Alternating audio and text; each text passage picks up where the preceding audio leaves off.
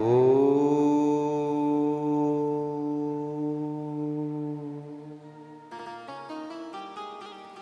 ओ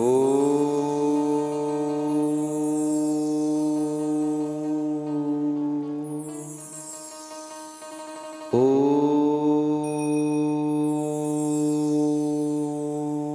श्री गणेशाय नमः। ओम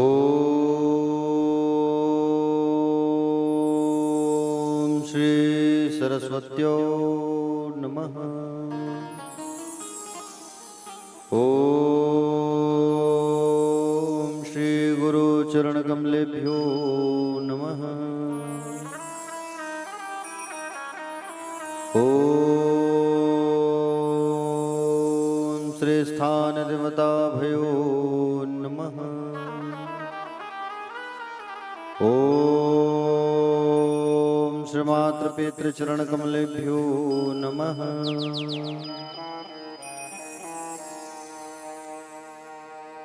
अज्ञानतिमिरान्धस्य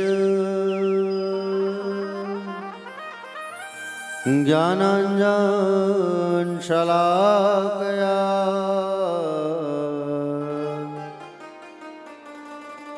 चक्षुन्मीलितं तस्मै श्री गुरवे नमः। यद्गिरितिस्तिलकायते त्रिभुवने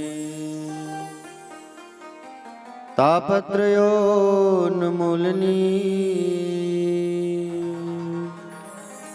यद्वाक्यामृतजीवनिह जनयति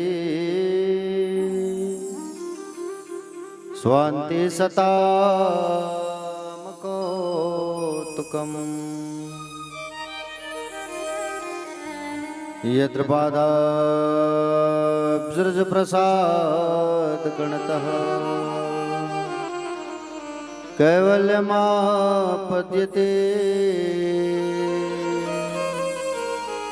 सोऽयं कोऽपि महेश्वरो विजयते श्रीपाणिपात्रो गुरुवे नमः। नारायणं नमस्कृत्यं नरं चैव नरोत्तमं देवी सरस्वतीर्व्यासं ततो जयमुदीरयेत्।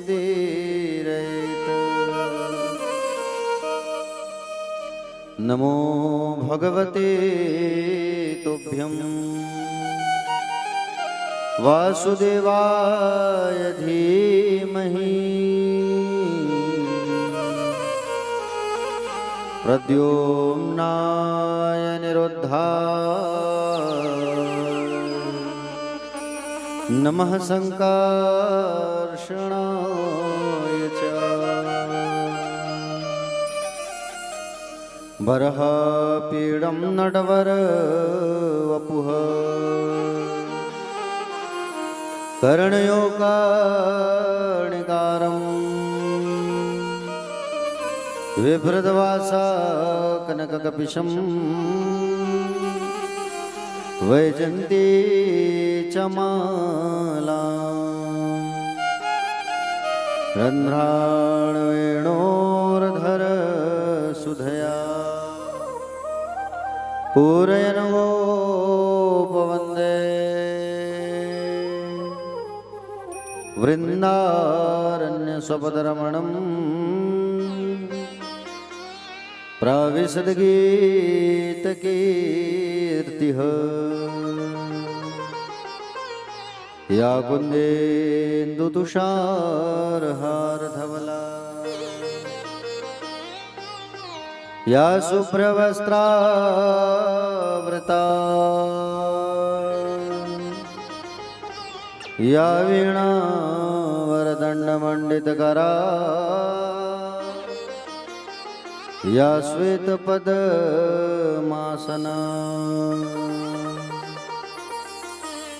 या ब्रह्माच्युतशङ्कर प्रभृतिवी देवै सदा वन्दिता क्षमा पातु सरस्वती भगवती निहसे सजाड्याम्पः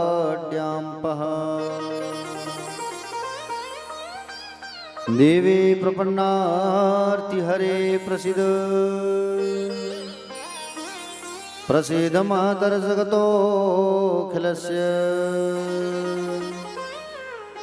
प्रसीद विश्वेश्वरि पाहि विश्वम् त्वमेश्वरी देवी चराचरस्य जय जय श्री राधारमण जय जय नवल किशोर जय गोपी चितचोर प्रभु जय जय माखन चोर सब द्वारन को छोड़कर माँ आयो तेरे द्वार देव सुभानु की लाडली अब मेरी ओर निहार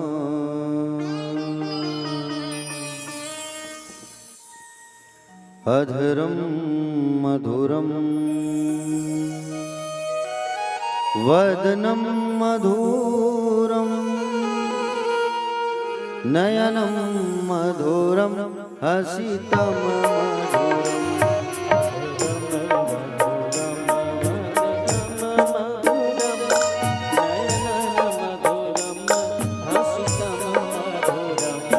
हृदयम मधुरम गमनम मधुरम मधुराधिपतेरखिलम मधुरम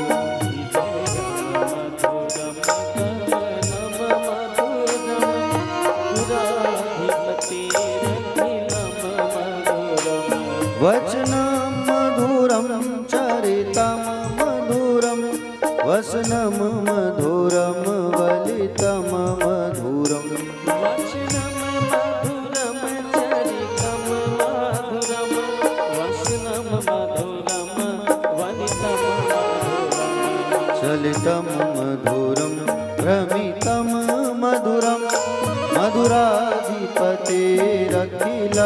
मधुरम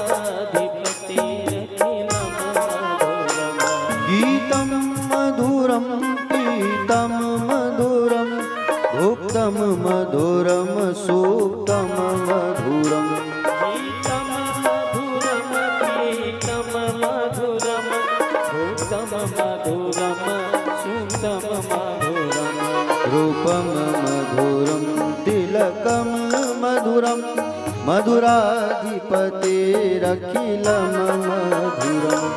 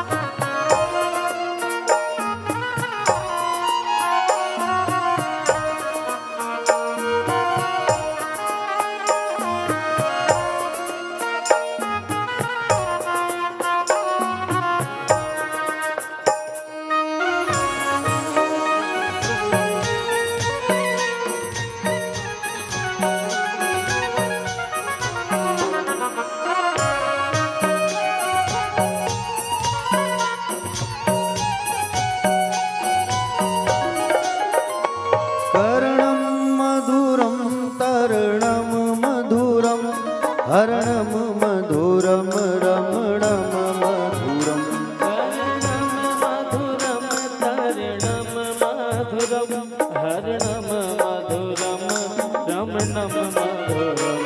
वमितं मधुरं समितं मधुरं मधुराधिपतेरखिलं मधुरम्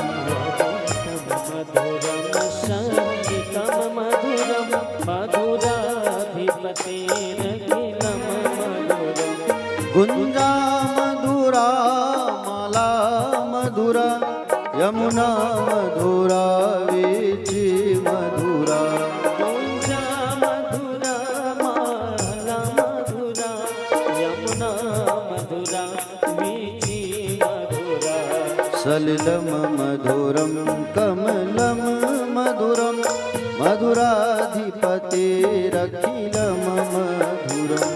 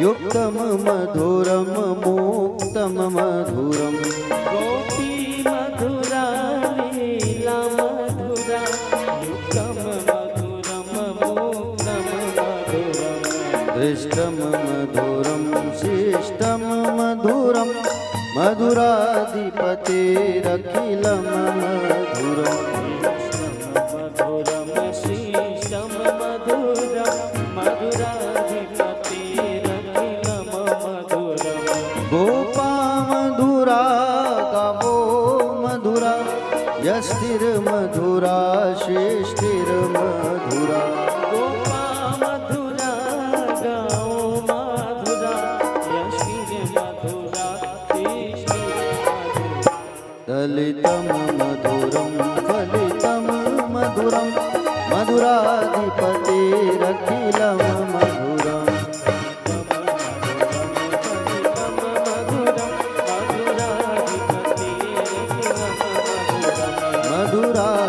मधुराधिपतेरखिलम मधुरम मधुराधिपतिरखिलं मधुरम्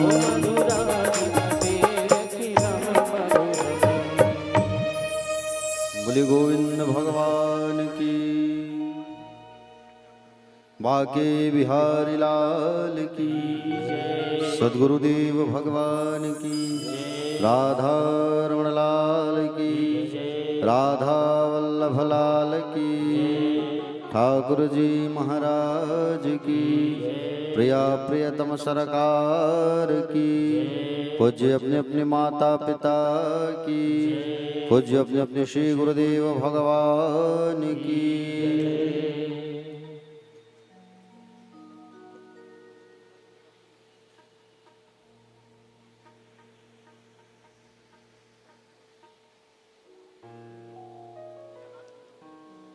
कथा पंडाल में विराजमान सभी भक्तजन, आदरणीय जन, सम्माननीय जन, करुणामयी, ममतामयी, वात्सल्यमयी, दयामयी, कृपामयी माताएं, नंद वसुदेव जैसे पिता तुल्य गणमान्य जन, आदरणीय जन, युवा भाई बहन, छोटे छोटे भाई बहन, सत्संग प्रेमी, श्रद्धालु, श्रोता समाज, संत समाज, रसिक जन, श्रोता भक्त और दूर दूर से पधारे हुए सभी भक्तजन, आप सभी का व्यासपीठ से हार्दिक वंदन है, स्वागत है, अभिनंदन है और आप सभी को सादर सीताराम, जय श्री कृष्ण, जय श्री राधे। कथा का आज प्रथम दिवस का विलय है और प्रथम दिवस के विलय में यहाँ पर हम सब जो है पधारे हुए हैं। आइए कथा में हम सब प्रवेश करें, उसके पहले अपने मन को शुद्ध करते हैं और मन जब तक शुद्ध नहीं होगा तब तक कथा समझ में नहीं आएगी, तो मन को एकाग्र चित्त करना अति आवश्यक होता है। आइए प्यारे भक्तजन, सारे भक्त मिलकर के एक बार भगवान ठाकुर जी के चरणों में अपने मन को लगाते हैं। बोले श्री गोविंद भगवान की जय। हमारो धन राधा श्री राधा श्री राधा, हमारो धन राधा श्री राधा श्री राधा,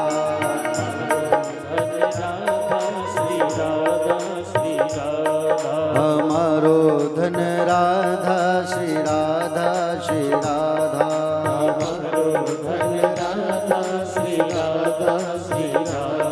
परम धन राधा राधा राधा राधा राधा,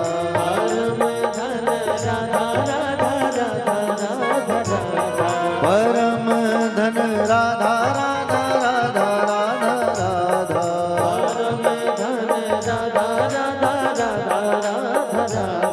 हमारो धन राधा श्री राधा श्री राधा,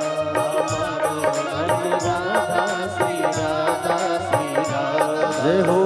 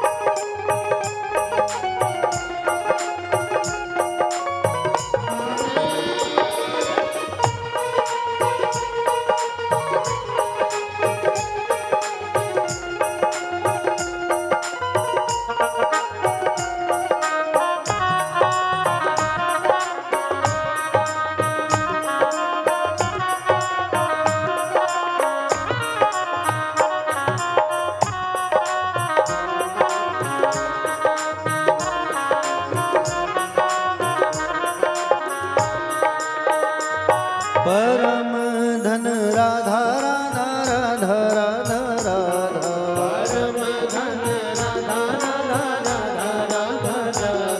परम धन राधा राधा राधा राधा राधा,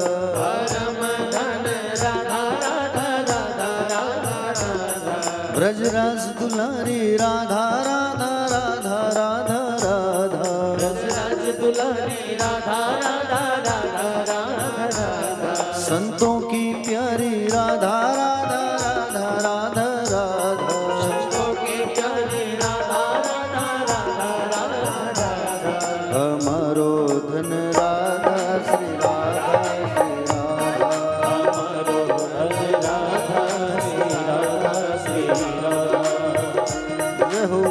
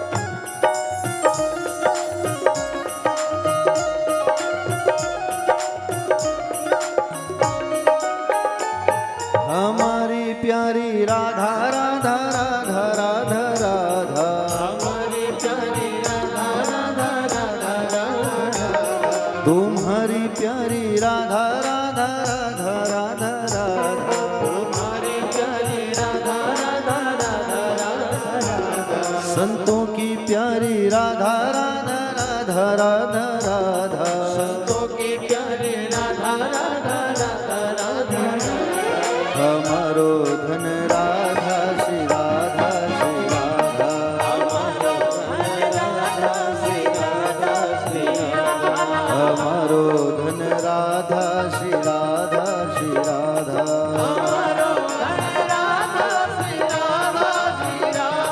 हमारो धन राधा श्री राधा श्री राधा हमारो धन राधा श्री राधा श्री राधा हमारो धन राधा श्री राधा श्री राधा हमारो धन राधा श्री राधा श्री राधा हमारो धन राधा श्री राधा श्री राधा हमारो धन राधा श्री राधा श्री राधा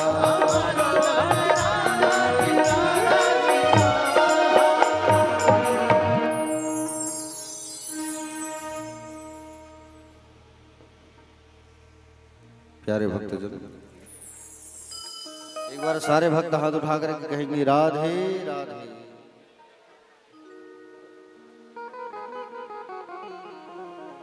प्यारे, आइए कथा में प्रवेश करते हैं।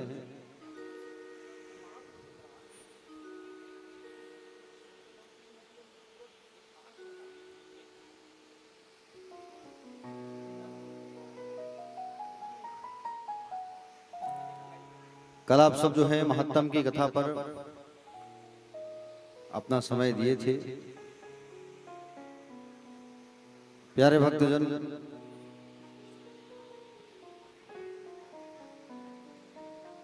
देखिए आज बहुत सारी कथाओं पर हम सब जो है चर्चा करेंगे और आप सबका सुंदर भाग्य है जो आप लोग जो है दिव्यमय पावनमय कथा रसपान करने के लिए यहाँ बैठे हुए हैं भागवत जी की। देखिए श्रीमद् भागवत सप्ताह ज्ञान यज्ञ का यहाँ प्रथम स्कंद जो है प्रारंभ होगा। देखिए एक बात आपसे कहूं मैं,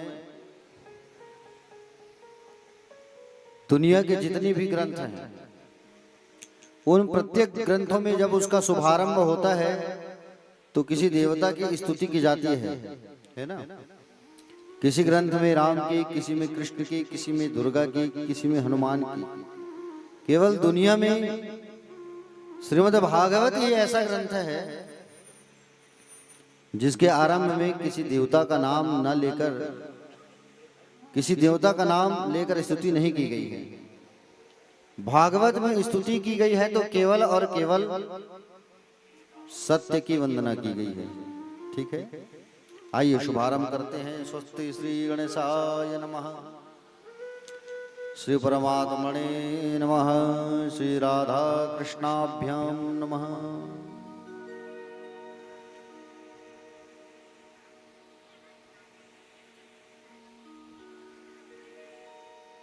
जन्मादस्य यतोऽन्वयादि तरतश्चार्थेष्वभिज्ञस्वराट् तेने ब्रह्मृदाचादिकवये मुह्यन्ति यत सूरयः तेजो वारी मृदां यथा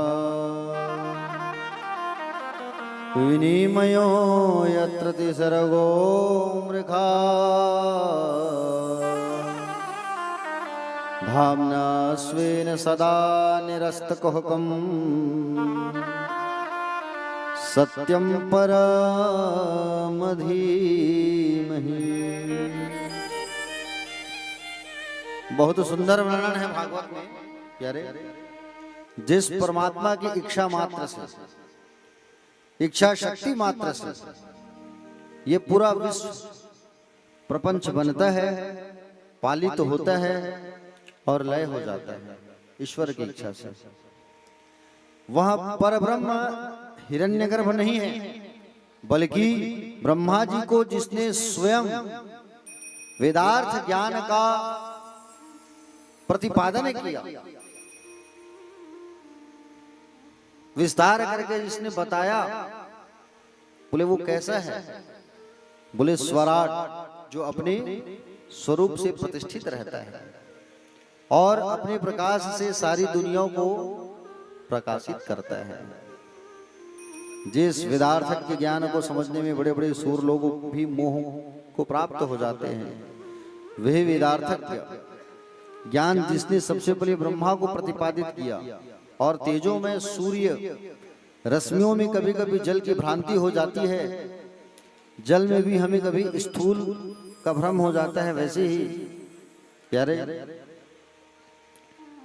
यह जागृत स्वप्न सुषुप्ता रूपा जो सृष्टि है, उस परमात्मा की अधिष्ठाता सत्ता की वजह से सत्यव्रत प्रतीत होती है। माया और माया के कार्यों से जो सर्वथा परे है, माया और माया के कार्यों से जो सर्वथा परे हैं, ऐसी परम सत्य की हम सब वंदना करते हैं। सत्यम परम धीमहि, हम उस सत्य की वंदना करते हैं सज्जनों। सत्य की बात क्योंकि ही भागवत में देखो, भागवत में पहले सत्य, मध्य में सत्य और अंतिम में ही सत्य का वर्णन है प्यारे। और भागवत का जब मध्य आता है उसमें भी सत्यव्रतम सत्य परम, मध्य में भी भागवत में जो अंतिम अध्याय है उसमें भी सत्य को ही दर्शाया गया है। भागवत में पहले सत्य के प्रतिपादन करने का मतलब क्या है?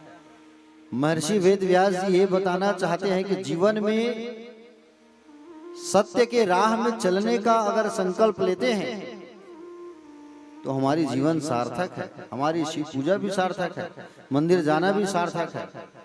अगर हम जीवन में हमेशा झूठ बोलते रहे और लाख पूजा कर रहे हैं तो उसका फल हमको प्राप्त नहीं होता प्यारे। समझ रहे हो ना? तुलसी बाबा ने कहा है मानस में, धर्म न दूसर सत्य समाना, आगम निगम पुराण बखाना। सत्य से बढ़कर कोई धर्म नहीं है। हमारे वेद व्यास जी ने लिखा है, असत्याद परा धर्मो, असत्याद परा धर्मो, अर्थात नहीं असत्यम समपातक पुंजा। असत्य से बढ़कर कोई अधर्म नहीं होता और सत्य से बढ़कर के कोई धर्म नहीं होता प्यारे।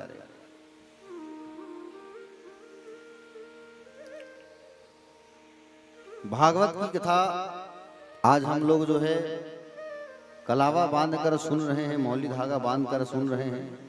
तो इसको सुनने का फल कब मिलेगा? जब हम मन में संकल्प ले लें प्यारे कि ज्यादा से ज्यादा सत्य बोलेंगे हम। जब हम मन में संकल्प ले लेंगे कि हम जीवन में ज्यादा से ज्यादा सत्य बोलेंगे, तभी हमको इसका फल जो है प्राप्त होगा।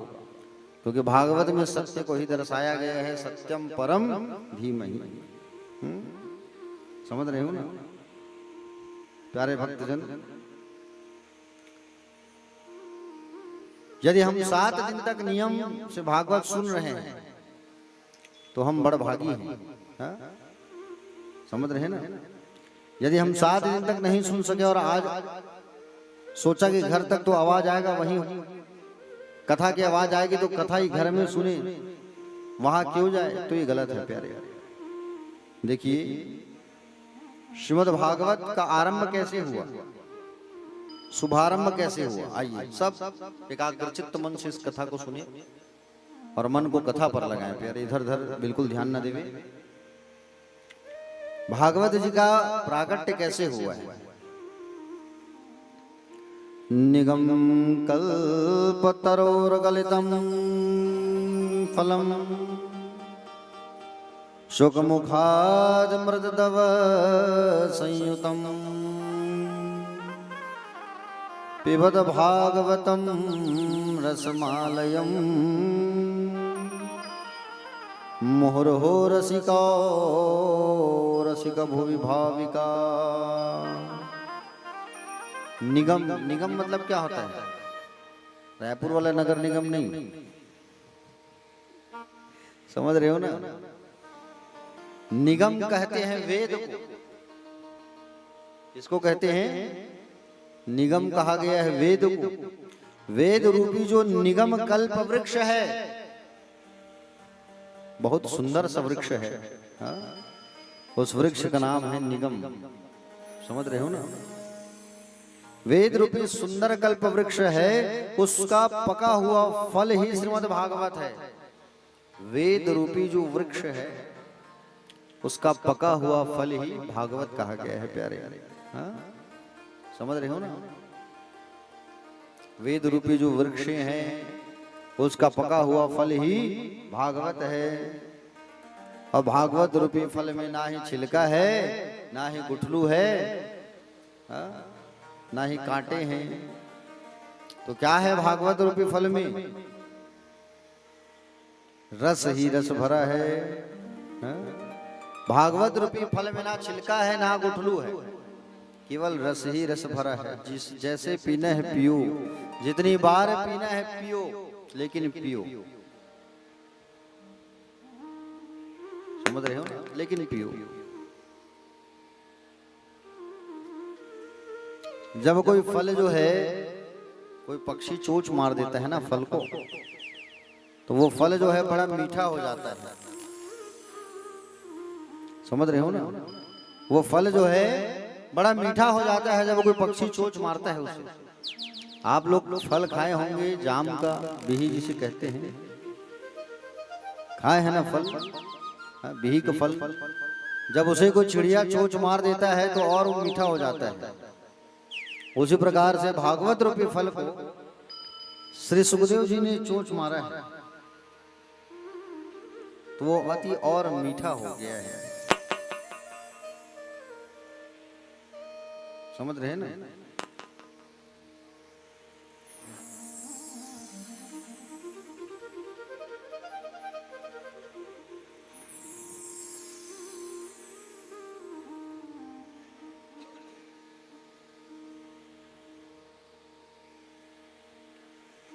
बोले वृंदावन बिहारी लाल की जय।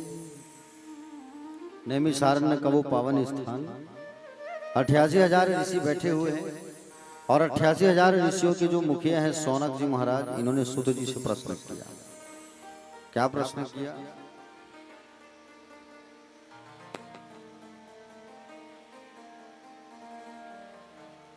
सूत जी से सारे महात्माओं ने प्रश्न किया,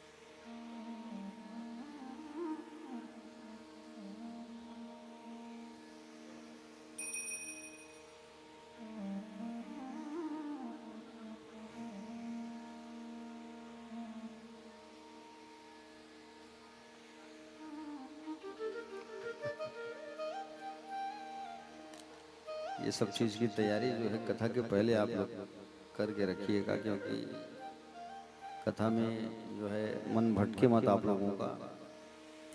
कथा एक बार निरंतर प्रारंभ होती है तो फिर एकाग्र चित्त से जब कथा सुने तभी आनंद आता है।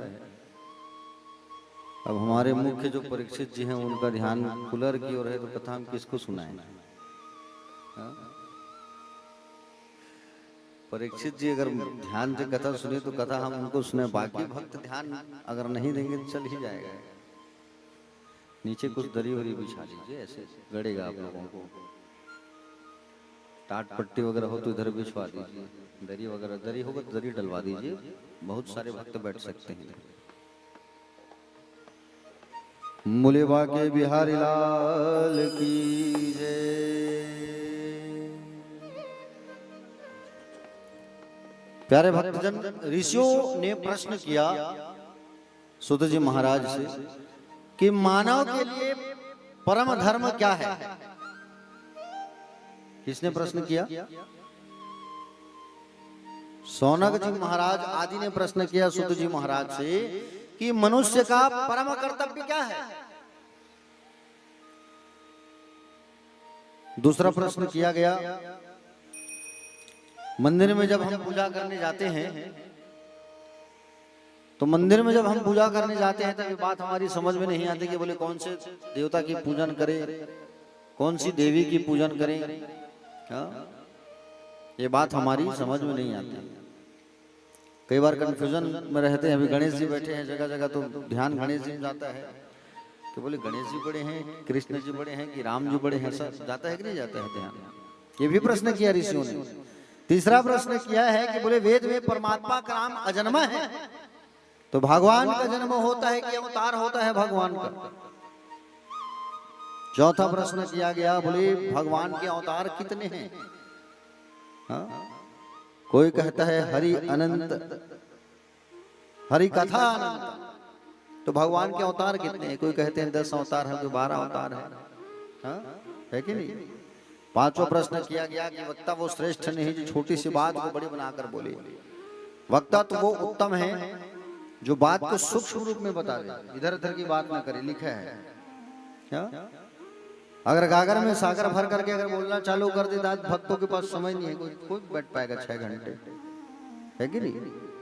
तो बोले जो सार है महाराज वो हमें बताने की आप कृपा करिए। छठवां प्रश्न किया गया, जब भगवान श्री कृष्ण लीला को संपन्न करने के लिए जब आए, जब भगवान श्री कृष्ण ने अवतार ग्रहण किया, अवतार लेते समय भगवान ने कहा था गोविंद ने कि हम पृथ्वी का भार उतारेंगे। भगवान श्री कृष्ण गीता में स्वयं कहते हैं कि बोले धर्म संस्थापनार्थाय संभवामि युगे युगे, मैं धर्म की स्थापना के लिए युग युग में अवतार लेता रहूंगा, भगवान ने स्वयं कहा है। भगवान श्री कृष्ण जब लीला समाप्त करके चले गए तो धर्म तो अकेला पड़ गया, धर्म किसकी शरण में गया? इस प्रकार से 6 प्रश्न किया ऋषियों ने। समझ रहे हो ना? सुत जी महाराज बड़े गदगद हो गए। 6 प्रकार के प्रश्नों को सुन करके आपने बड़ा उत्तम प्रश्न किया है ऋषियों, बहुत अच्छा प्रश्न किया है। आचार्य सुखदेव जी महाराज के चरणों में मैं सबसे पहले प्रणाम करता हूँ, फिर आप सभी के उत्तरों को, प्रश्नों का उत्तर मैं दूंगा, ऐसा श्री सुत जी महाराज ने कहना चालू किया। प्यारे भक्तजन, ऐसा आदर्श जीवन किसका होगा? ऐसा आदर्श संत कहाँ मिलेगा आपको जो 12 साल तक माँ के गर्भ में जिसने वास किया है? बताइए, मिलेगा? बताइए, 12 वर्ष तक जिन्होंने माँ के गर्भ में वास किया, ऐसा संत में मिलेगा आपको? हाँ? नहीं मिलेगा। 12 वर्ष जिसने माँ के गर्भ में वास किया प्यारे, और 12 वर्ष तक माँ के गर्भ में जिन्होंने वास किया और उसके पश्चात 12 वर्ष बाद उनका प्राकट्यकरण हुआ। श्री सुखदेव जी महाराज जो है पहले तोता थे प्याले, और तोता हुआ करते थे, और जब ये तोता थे तो राधा रानी की गोद में खेला करते थे गोलोक धाम में, और गोलोक धाम में राधा रानी की गोद में खेला करते थे। एक बार किशोरी जी ने कहा कि सुख तुम जो है मृत्यु लोक में जाओ और जन जन में कृष्ण नाम का प्रचार करो, जन जन में तुम जो है भागवत धर्म का प्रचार प्रसार करो तुम। ऐसा जब कहने लगे तब सुखदेव जी ने कहा कि बोले मैं वहां नहीं जा सकता माँ।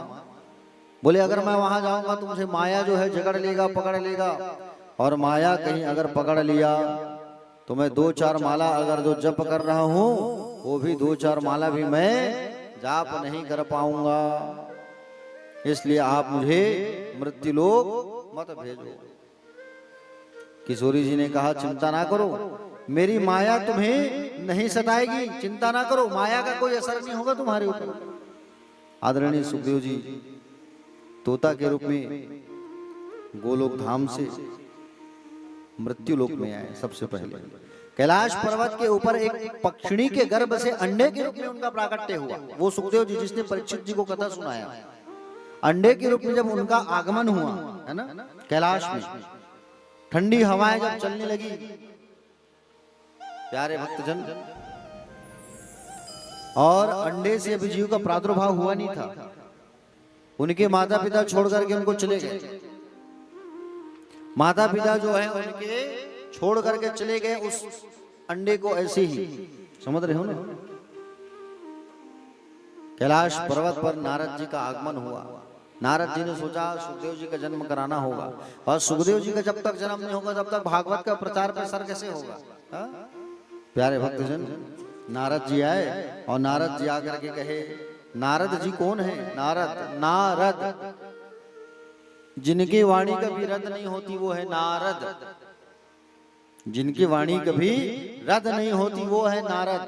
नारद ऐसे संत हैं जिनका दर्शन कर लेने से ही आपको विजय की प्राप्ति हो जाए, ऐसे संत हैं। बताइए, नारद जी ने सोचा एक बार लक्ष्मी और नारायण में मैं झगड़ा करा चुका हूं, मेरे कारण ब्रह्मा और उनकी पत्नी में भी विवाद हो चुका है एक बार, अब एक बार मैं पार्वती और शिव जी के बीच में थोड़ा विवाद करवाऊंगा। अब वो विवाद कराऊंगा तभी जन्म होगा सुखदेव जी का।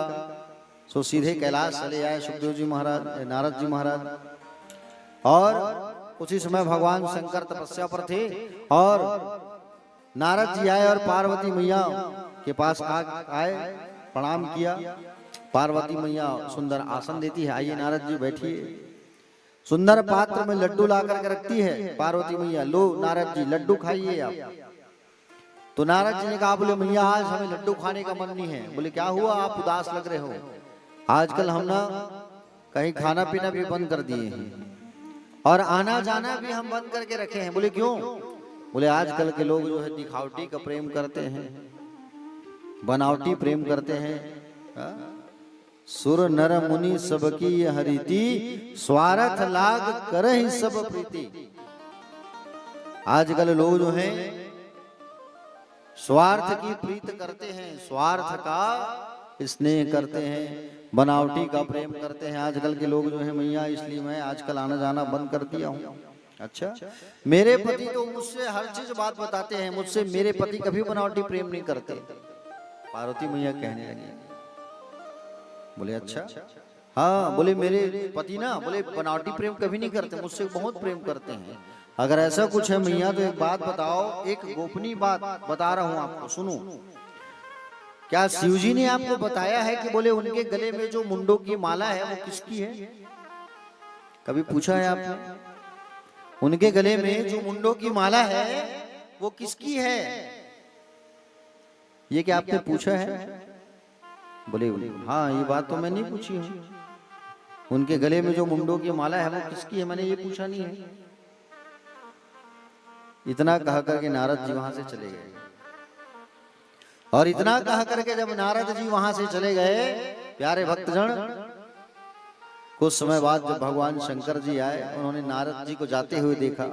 शंकर जी को पक्का मालूम चल गया कि बोले आज कुछ न कुछ जरूर गड़बड़ी हो गई होगी, कुछ न कुछ पका होगा खिचड़ी आज। और पार्वती मैया के पास जैसे आए तो पार्वती मैया का मुंह जो लटका हुआ था, है कि नहीं? पार्वती मैया का चेहरा देख के बाबा जान गए और उनसे कहा कि बोले आपने मुझसे बनावटी प्रेम करते हो स्वामी? बोले किसने कहा? बोले मुझे नारद जी ने सब बता दिया है। अगर आप मुझसे बनावटी प्रेम नहीं करते हो तो आप एक बात बताओ कि बोले आप अपने गले में मुंडों की जो माला पहने वो किसकी है, ये बता दो मुझे बस। अच्छा बस ये बात जानना चाहती हूँ। बोले हाँ मैं ये बात जानना चाहती हूँ, आपके गले में मुंडों की माला है वो किसकी है? तब कहा कि बोले मेरे गले में जो मुंडों की माला है वो तुम्हारी ही तो है। तुम बार बार मरती हो और जन्म लेती हो, इसलिए मैं तुम्हारी याद बना रहे और तुम्हारी याद बनी रहे और तुम्हें मैं कभी भूलूं ना, इसलिए मैंने तुम्हारे नाम का ही माला पहन के रखा है। सती बने तुम, सती के रूप में आए, देह त्यागे, उसके बाद इसे मैं जो है मुंडों की माला का माला बना करके पहन के रखा हूं। पार्वती मैया ने कहा कि बोले एक बात बताओ, बोले मैं मरती हूं हमेशा और आप जिंदा रहते हैं, ऐसा क्यों? आप कभी क्यों नहीं मरते हो? तब कहा कि बोले हमने अमर कथा सुन रखी है ना, हमने अमर कथा सुन रखी है, इसलिए हमारी मृत्यु नहीं होती। बोले अच्छा, तो वो अमर कथा हमें भी सुना दो। क्या है अमर कथा? भागवत ही तो अमर कथा है। तो बोले अमर कथा मुझे भी सुना दो आप, मैं भी सुनना चाहती हूँ। तो भगवान ने कहा इसके लिए एक शर्त है। बोले क्या शर्त? कथा एकाग्र चित्त मन से सुनना होगा, ठीक है। कथा में ध्यान बिल्कुल लगाना होगा, ठीक है। कथा में बीच बीच में हामी भरना है, होकारू देना है। बोले ठीक है, ये भी बन जाएगा। ऐसा सुंदर जब कहा तो फिर पार्वती मैया राजी हो गई। और वाकई में कथा के लिए सुंदर स्थान, कथा में आपका ध्यान, कथा में आपका गान, कथा में आपका मान और कथा में आपका कान बिल्कुल यहाँ होना चाहिए। कौन क्या कह रहा है इसको मत सुनो, कौन क्या कर रहा है इसको मत देखो।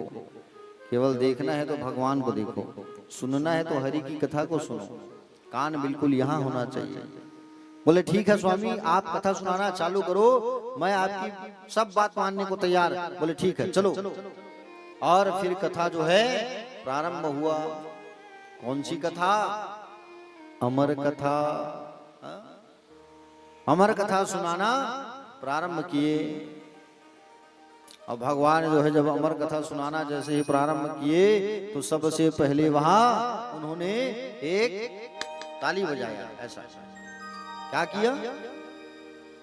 ताली बजाया। किसने ताली बजाया? आप लोगों को नहीं बजाना है, शंकर जी बजाए थे। और शंकर जी ने जब ताली बजाया ऐसा जोर से, और ताली जब बजाया, शंकर जी ने जैसी ताली बजाया तो जितने पक्षी थे सब उड़ उड़ करके भाग गए। जितने पक्षी थे सब उड़ उड़ के भाग गए। शंकर जी ने दूसरी ताली बजाई, ठंडी हवा चलने लगी। और शंकर जी ने तीसरी ताली बजाई तो त्रिशूल जो है जाके परिक्रमा करने लगे। कोई छुप करके कथा थोड़ी सुन रहा है। उस समय सारे पक्षी उड़ गए। उसी समय अंडे से जीव का प्रादुर्भाव हुआ, सुखदेव जी का। तोते के रूप में उनका जन्म हुआ कैलाश पर्वत पे, जहां मां पार्वती बैठी थी जस्ट उसी के ऊपर वृक्ष पर।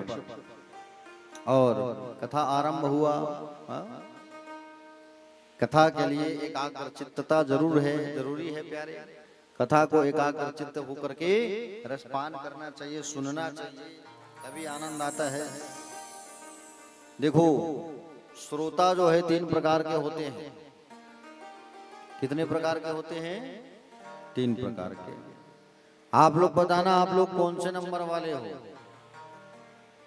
पहला है सोता, तीसरा है, दूसरा है श्रोता और तीसरा है सरोता। तो आप लोग कौन से नंबर वाले हो? कौन से नंबर वाले हो? स्वीटी की मम्मी पहला, दूसरा, तीसरा कौन सा लोगे? अच्छा इधर वाले बताओ। चलो आप लोग कौन से नंबर के श्रोता हो? फर्स्ट क्लास की, सेकंड क्लास की, थर्ड क्लास? कौन से क्लास वाले हो? सेकंड क्लास वाले हो। अच्छा आप लोग कौन से क्लास वाले हो? सेकंड। आप कौन से क्लास वाले हैं? कौन सा क्लास लेंगे? हाँ पीछे वाली को पूछ रहा हूँ। हाँ हाँ हाँ, चश्मा वाली माता जी के बाजू जो बैठी है पीछे आपको, हाँ हाँ हाँ, कौन सा क्लास लेंगे आप? सेकंड, सेकंड, ठीक है भाई, सब सेकंड वाला है, बड़ी। तो फर्स्ट और थर्ड वाले कोई नहीं है ना? कोई है फर्स्ट वाले, कोई है क्या? कोई नहीं, चलो ठीक है। थर्ड वाले भी कोई नहीं है, ठीक। फर्स्ट, सेकंड और थर्ड मैंने बताया आपको, श्रोता 3 प्रकार के, समझ रहे हो? दीपक तुम कौन सा लोगे? First, second, third? Second. Geetesh तुम कौन सा लोगे?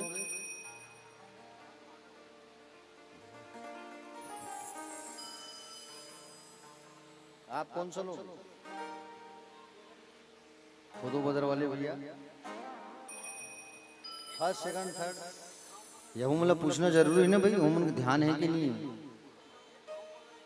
अच्छा, नहीं सुने हो? अच्छा, तो यहाँ पर जो है आप लोग जो है सब सेकंड वाले हो, है ना? फर्स्ट है श्रोता, दूसरा है श्रोता और तीसरा है सरोता। तो सब जो है दूसरे नंबर वाले हो तो बिल्कुल ध्यान से सुनो आप लोग। अब फर्स्ट और थर्ड वाले को रहे तो फिर कोई बात ही नहीं है, लेकिन सेकंड वाले को तो और अच्छे से सुनना है। देखो, पहला है श्रोता जो कथा में आया और सोया, है कि नहीं? जो कथा में आया और केवल सोया, पहला है श्रोता।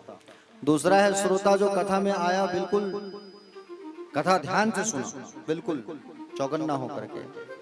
और तीसरा है सरोता जो कटिंग, सरोता मतलब काटने का काम, जो कथा के बाहर जा करके कथा की निंदा करे, बोले ऐसा है वैसा है, वो सरोता है। तो श्रोता जो होते उन्हें बिल्कुल ध्यान से लगन से कथा जो है रसपान करना चाहिए प्यारे। हाँ? कथा में नींद ना आए इसके लिए आपको हल्का भोजन करना चाहिए। कथा में जिनका ध्यान नहीं रहेगा तो फर्स्ट नंबर वाले जो है आ जाते हैं, जंध्रा और निद्रा।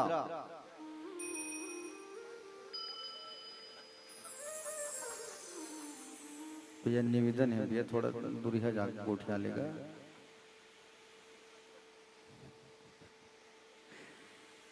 हाँ, थोड़ा धीरे बात करिए, थोड़ा सा या उधर चले जाइए, बात करके आ जाइए सर, निवेदन है आपसे। पोषण सर। तो प्यारे भक्तजन, फर्स्ट, सेकंड और थर्ड, ये बहुत अच्छी बात है कि आप दूसरे को चुने हैं श्रोता। श्रोता का मतलब होता है जो कथा में आए और बिल्कुल ध्यान से कथा सुने, है ना? तो वहां पर जैसे ही भगवान शंकर कथा सुनाना चालू किए, पार्वती मैया कथा सुनना चालू करती है, और कथा सुनाते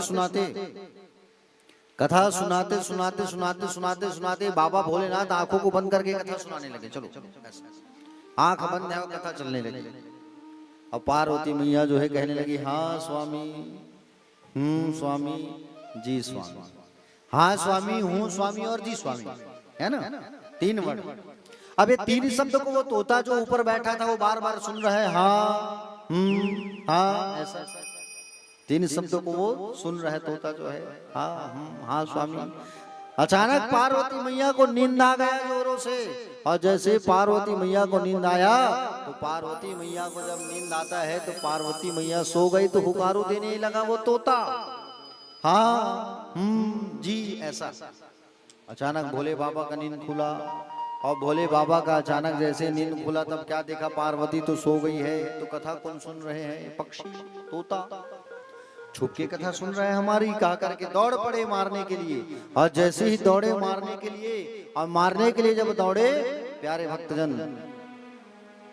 तो भागते भागते भागते भागते भागते बद्री आश्रम की ओर भागने लगा वो तोता।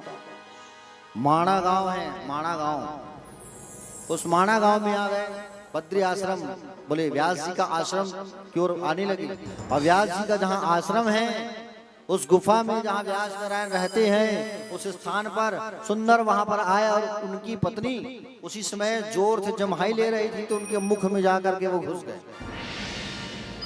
अब मुख में जाके घुसे, शंकर जी आए, व्यास जी से कहा व्यास जी बोले चोर घुसा है चोर। बोले कहाँ का चोर महादेव? आइए स्वागत है आपको, प्रणाम वंदन, आइए आइए स्वागत है। बोले कहाँ का चोर घुसा है? बोले मेरे कैलाश का चोर घुसा है। अच्छा कैलाश का चोर यहाँ कहाँ घुसा है? देखो बहुत दिन तक इंतजार किया शंकर जी ने, ये बाहर आया तो इसको कुछ करूं। शंकर जी वापस चले गए अंततः हार मान के। अब वो 1 साल रहे 2 साल रहे तो समझ आता है ना, वो तो 12 साल तक गर्भ से निकला नहीं। कथा शिव जी बता रहे थे और कथा को छुप के सुना है उसने, तो कहीं न कहीं वो शिव का ही अंश है, शिव का ही अवतारी है वो। कौन? सुखदेव। और जैसे ही बाबा जो है वापस गए 12 साल बाद, सुंदर जो है परमेश्वर भगवान श्रीमन नारायण जो है आकर के गर्भ के सामने उनसे निवेदन करने लगे कि आप बाहर आओ सुखदेव। गर्भ के बाहर खड़े होकर के श्रीमन नारायण ने कहा कि बोले मैं माया के चक्र को रोक रहा हूं और आप जो है यहाँ से बाहर आओ। तो उन्होंने मना कर दिया, बोले मैं नहीं आ सकता। बोले मैं अगर बाहर आऊंगा तो ये माया में मैं फंस जाऊंगा, माया में अगर मैं फंसा तो आपकी भक्ति नहीं हो पाएगी। उन्होंने कहा माया के चक्र को मैं रोक रहा हूं, आप बाहर आओ। और जैसे माया के चक्र को रोका तो वहां 12 साल बाद बाहर आए। और जैसे ही बाहर आए तो बाहर जब आए तो नार फूल सहित जंगल की ओर जाने लगे। सुखदेव जी महाराज पिता के यहाँ नहीं रुके। अब किसी को भी किसी की भी बात रहे, अगर पुत्र की बात है तो कहे पुत्र है, अब पुत्र को कैसे हम छोड़े, हमारा एक बेटा है, तो पुत्र के पीछे भागने लगे। बेटा कहाँ जा रहे हो? आओ आओ। बेटा कहाँ जा रहे हो? कहाँ जा रहे हो? आओ। ऐसा उनके पीछे पीछे भागने लगे। आप वापस आओ वापस आओ ऐसा। हाँ? और जब उनके पीछे भागने लगे आओ वापस, तो प्यारे भक्तजन वापस आ ही नहीं रहे हैं। वृक्षों से आवाज आया कि आप चले जाइए चले जाइए चले जाइए। और वृक्षों से आवाज जब आया फिर भी व्यास जी नहीं माने और सुखदेव जी वापस बढ़ते गए। सुखदेव जी जो है जाने लगे जाने लगे जाने लगे। हाँ? सुखदेव जी जब जाने लगे प्यारे, तो मार्ग में नदियों में कुछ माताएं स्नान कर रही थी, नहा रही थी। तो इन्होंने कहा कि बोले मेरा 12 साल का बेटा यहाँ से गुजर रहा है और आप लोग को लज्जा नहीं आ रही है? 12 साल का मेरा पुत्र यहाँ से गुजर रहा है। तो उन्होंने कहा कि बोले सुखदेव जी नर और नारी में तो कोई भेद ही नहीं रखते। नर और नारी में कोई भेद नहीं रखते, किस बात की लज्जा? सुखदेव जी के पास पहुंचे और पहुंच करके कहे कि बोले चलो बेटा वापस चलो, आप वापस चलो और हमारे घर पर रहना। चलो। सुखदेव जी ने मना कर दिया, मैं नहीं जा सकता। सुखदेव जी ने कहा बोले मैं नहीं जा सकता पिताजी, आप जाइए। प्यारे भक्तजन उन्होंने कहा सुखदेव जी ने कि बोले जीव संसार में कई बार आता है, जन्म लेता है, माता बनता है, पिता बनता है, बेटा बनता है, बेटी बनता है। ये आने जाने की जो प्रक्रिया है वो चलता रहता है पिताजी, और आने जाने की प्रक्रिया जो है चलती रहती है। इसलिए आप जो है बोले मुझे मत लेके जाइए, मुझे भगवान का भजन करते रहने दीजिए, आप जाइए। सुखदेव जी महाराज जो है वापस भेज दिए। किसको वापस भेज दिए? पिताजी को। पिताजी वापस चले आए। समझ रहे हो ना? पिताजी वापस चले आए और उसके पश्चात जंगल पर ही वो रहने लगे। जंगल पर कौन रहने लगे? जोर से बोलो। सुखदेव जी महाराज, और भगवान का भजन करते रहे। आइए हम सब भी छोटा सा भगवान का भजन करते हैं, फिर कथा पर जो है आगे हम सब जो है प्रवेश करेंगे। बोले गोविंद भगवान की जय, बाके बिहारी लाल की जय। लूट कर ले गया दिल जिगर,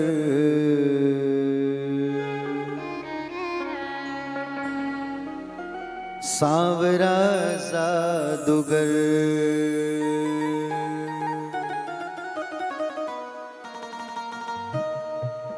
लूट कर ले गया दिल जिगर, लूट कर ले गया दिल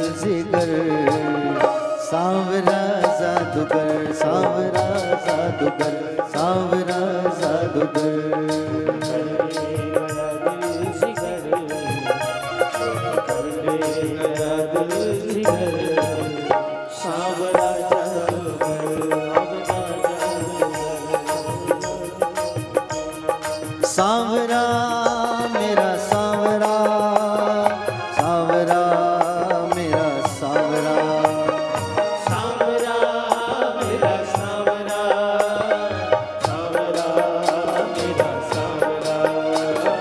सांवरा मेरा सांवरा, सांवरा मेरा सांवरा, सांवरा मेरा सांवरा, सांवरा मेरा सांवरा, लूट कर ले गया दिल से कर, लूट कर ले गया दिल से कर, सांवरा जादूगर, सांवरा जादूगर।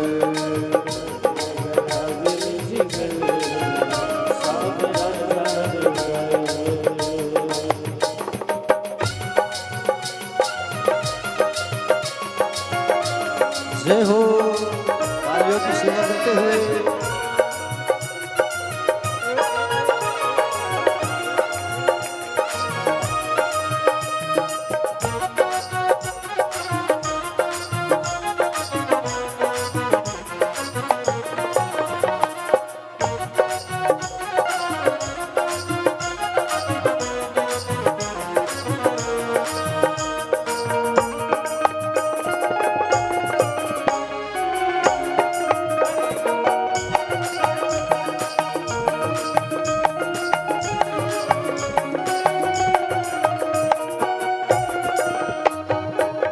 तो गई भरने को यमुना में पानी,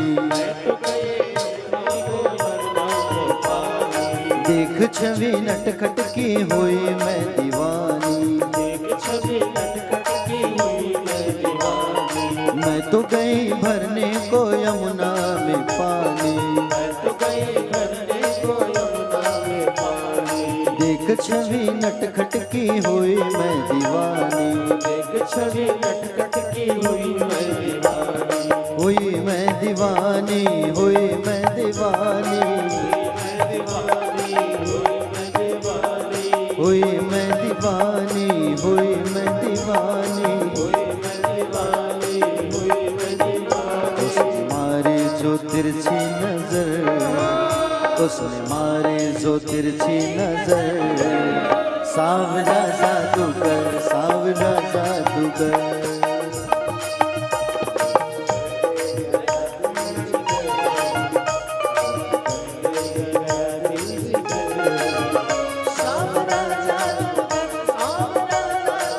जय हो,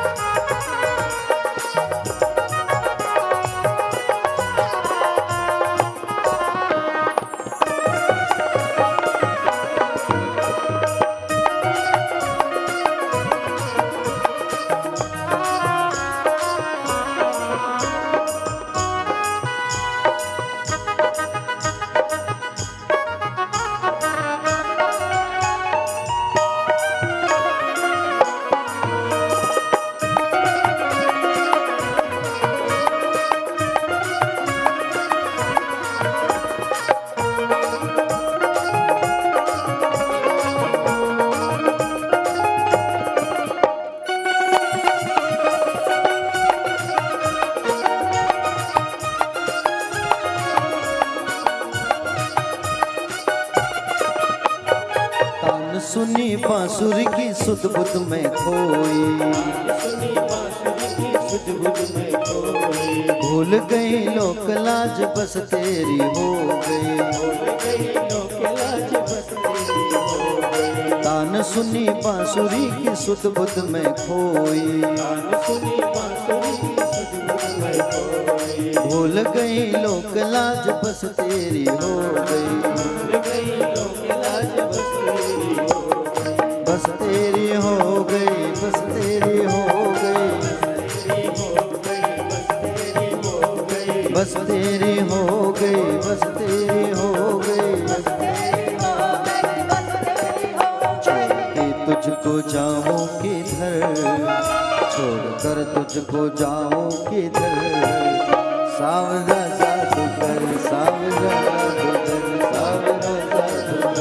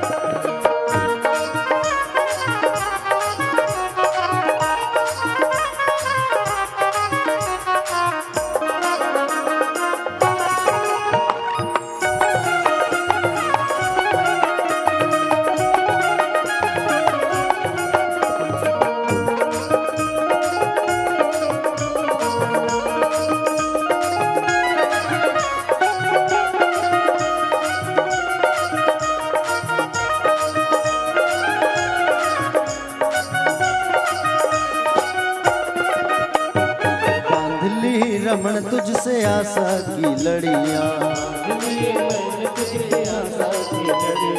है यही तमन्ना शेष जीवन की घड़ियां, बांध ली रमण तुझसे आशा की लड़ियां, है यही तमन्ना शेष जीवन की घड़ियां, चरणों में जाए गुजर, तेरे चरणों में जाए गुजर, सावरा जादूगर, सावरा जादूगर, सावरा जादूगर, सावरा मेरा सावरा, सावरा मेरा सावरा,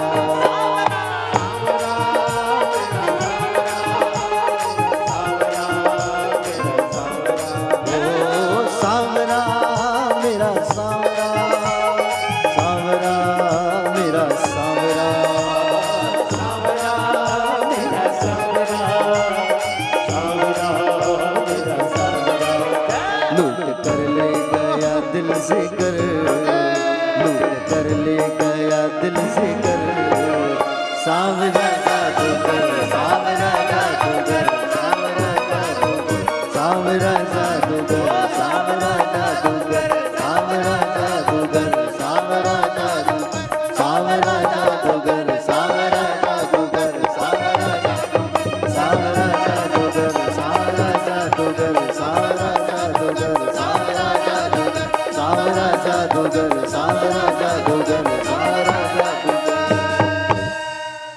वो लूट कर ले गया दिल से कर, लूट कर ले गया दिल से कर, सावरा जादूगर।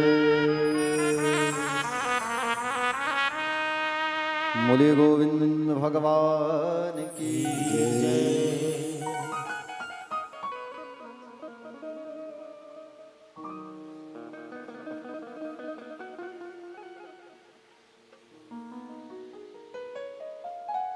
बोले भक्तवत्सल भगवान की जय। एक बार दोनों हाथ उठा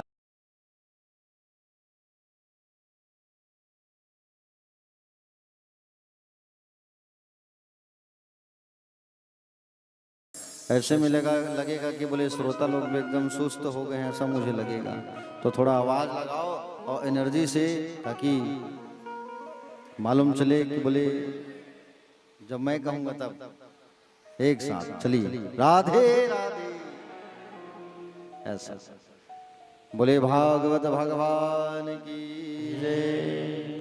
प्यारे भक्तजन, सुखदेव जी महाराज जंगल पर ही ठहरे, समझ रहे हो ना, और जंगल पर ही रहने लगे। व्यास जी महाराज जो है बड़े चिंतित रहने लगते थे। व्यास जी महाराज सुखदेव जी के जाने के बाद, समझ रहे हो ना। ऋषियों ने जो पहला प्रश्न किया था, पहला प्रश्न क्या किया था? मानव का परम धर्म क्या है? किया था कि नहीं किया था? मानव का परम धर्म क्या है? तो सुध जी महाराज ने कहा कि मानव का जो परम धर्म है वो है भगवान श्री कृष्ण के चरणों में प्रेम होना। भगवान श्री कृष्ण के चरणों में प्रेम होना, यही मनुष्य का सबसे बड़ा कर्तव्य है। दूसरा प्रश्न किया, मंदिर हम जाते हैं, कौन से देवता श्रेष्ठ हैं या कौन सी देवी श्रेष्ठ है? ये हमारे मन में बात आती है।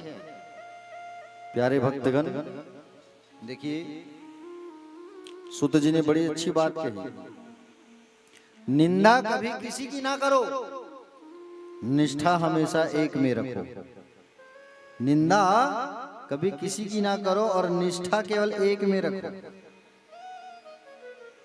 कहा गया कि बोले यथोत्तरमूलम निषेचनेन तृप्यति तत्स्कंद भुजो शाखा। जैसे हम वृक्षों में पानी डालते हैं, तो पानी जब डालते हैं तो जड़ में पानी डालते हैं ना।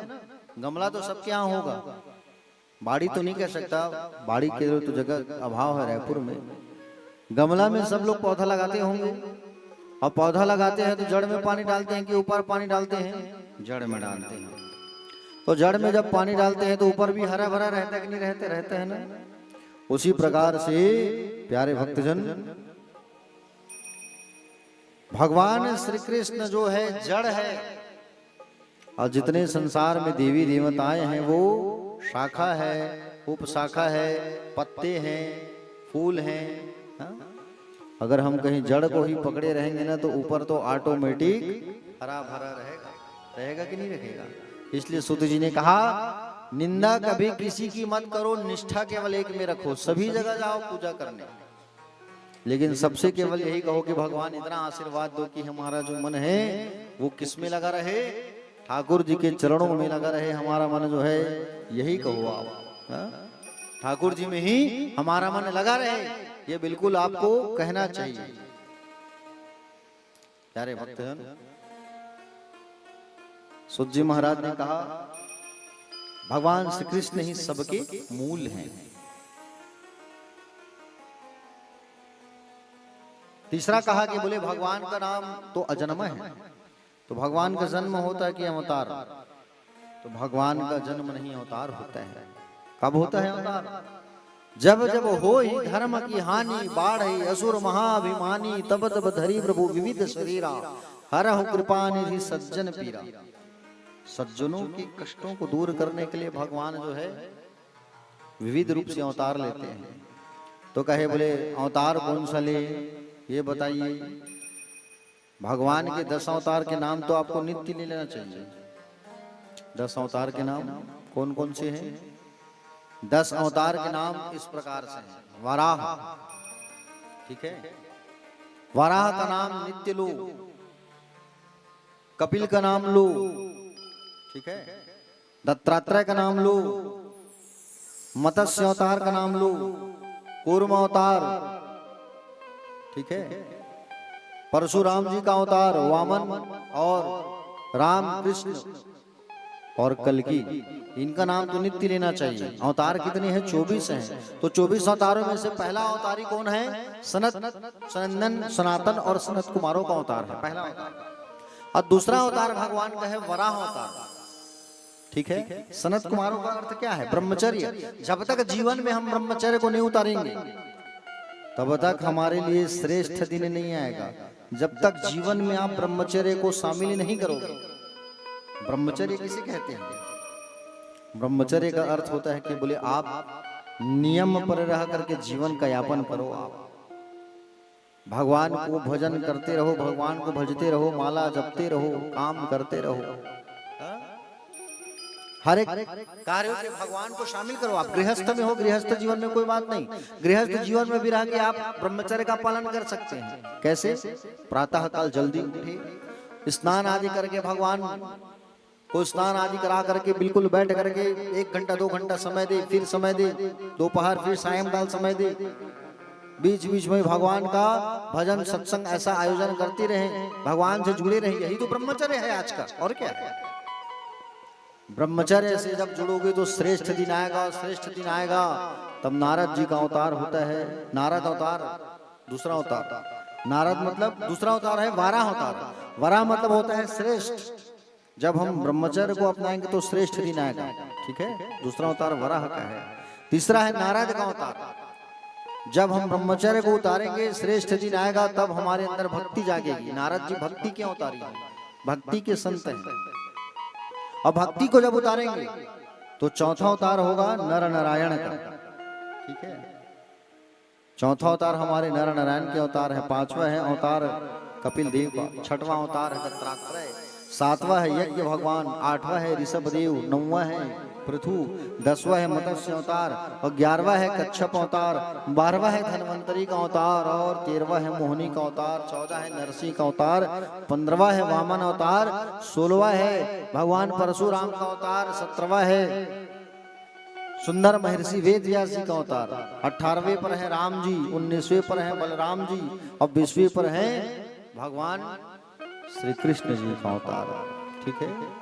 21वें नंबर पर है हरि का अवतार, 22वें पर हंस अवतार, 23वें पर बुद्ध, और 24वें में कल की अवतार। ये 24 अवतार के नाम बताए गए यहाँ पर। प्यारे भक्तजन देखो,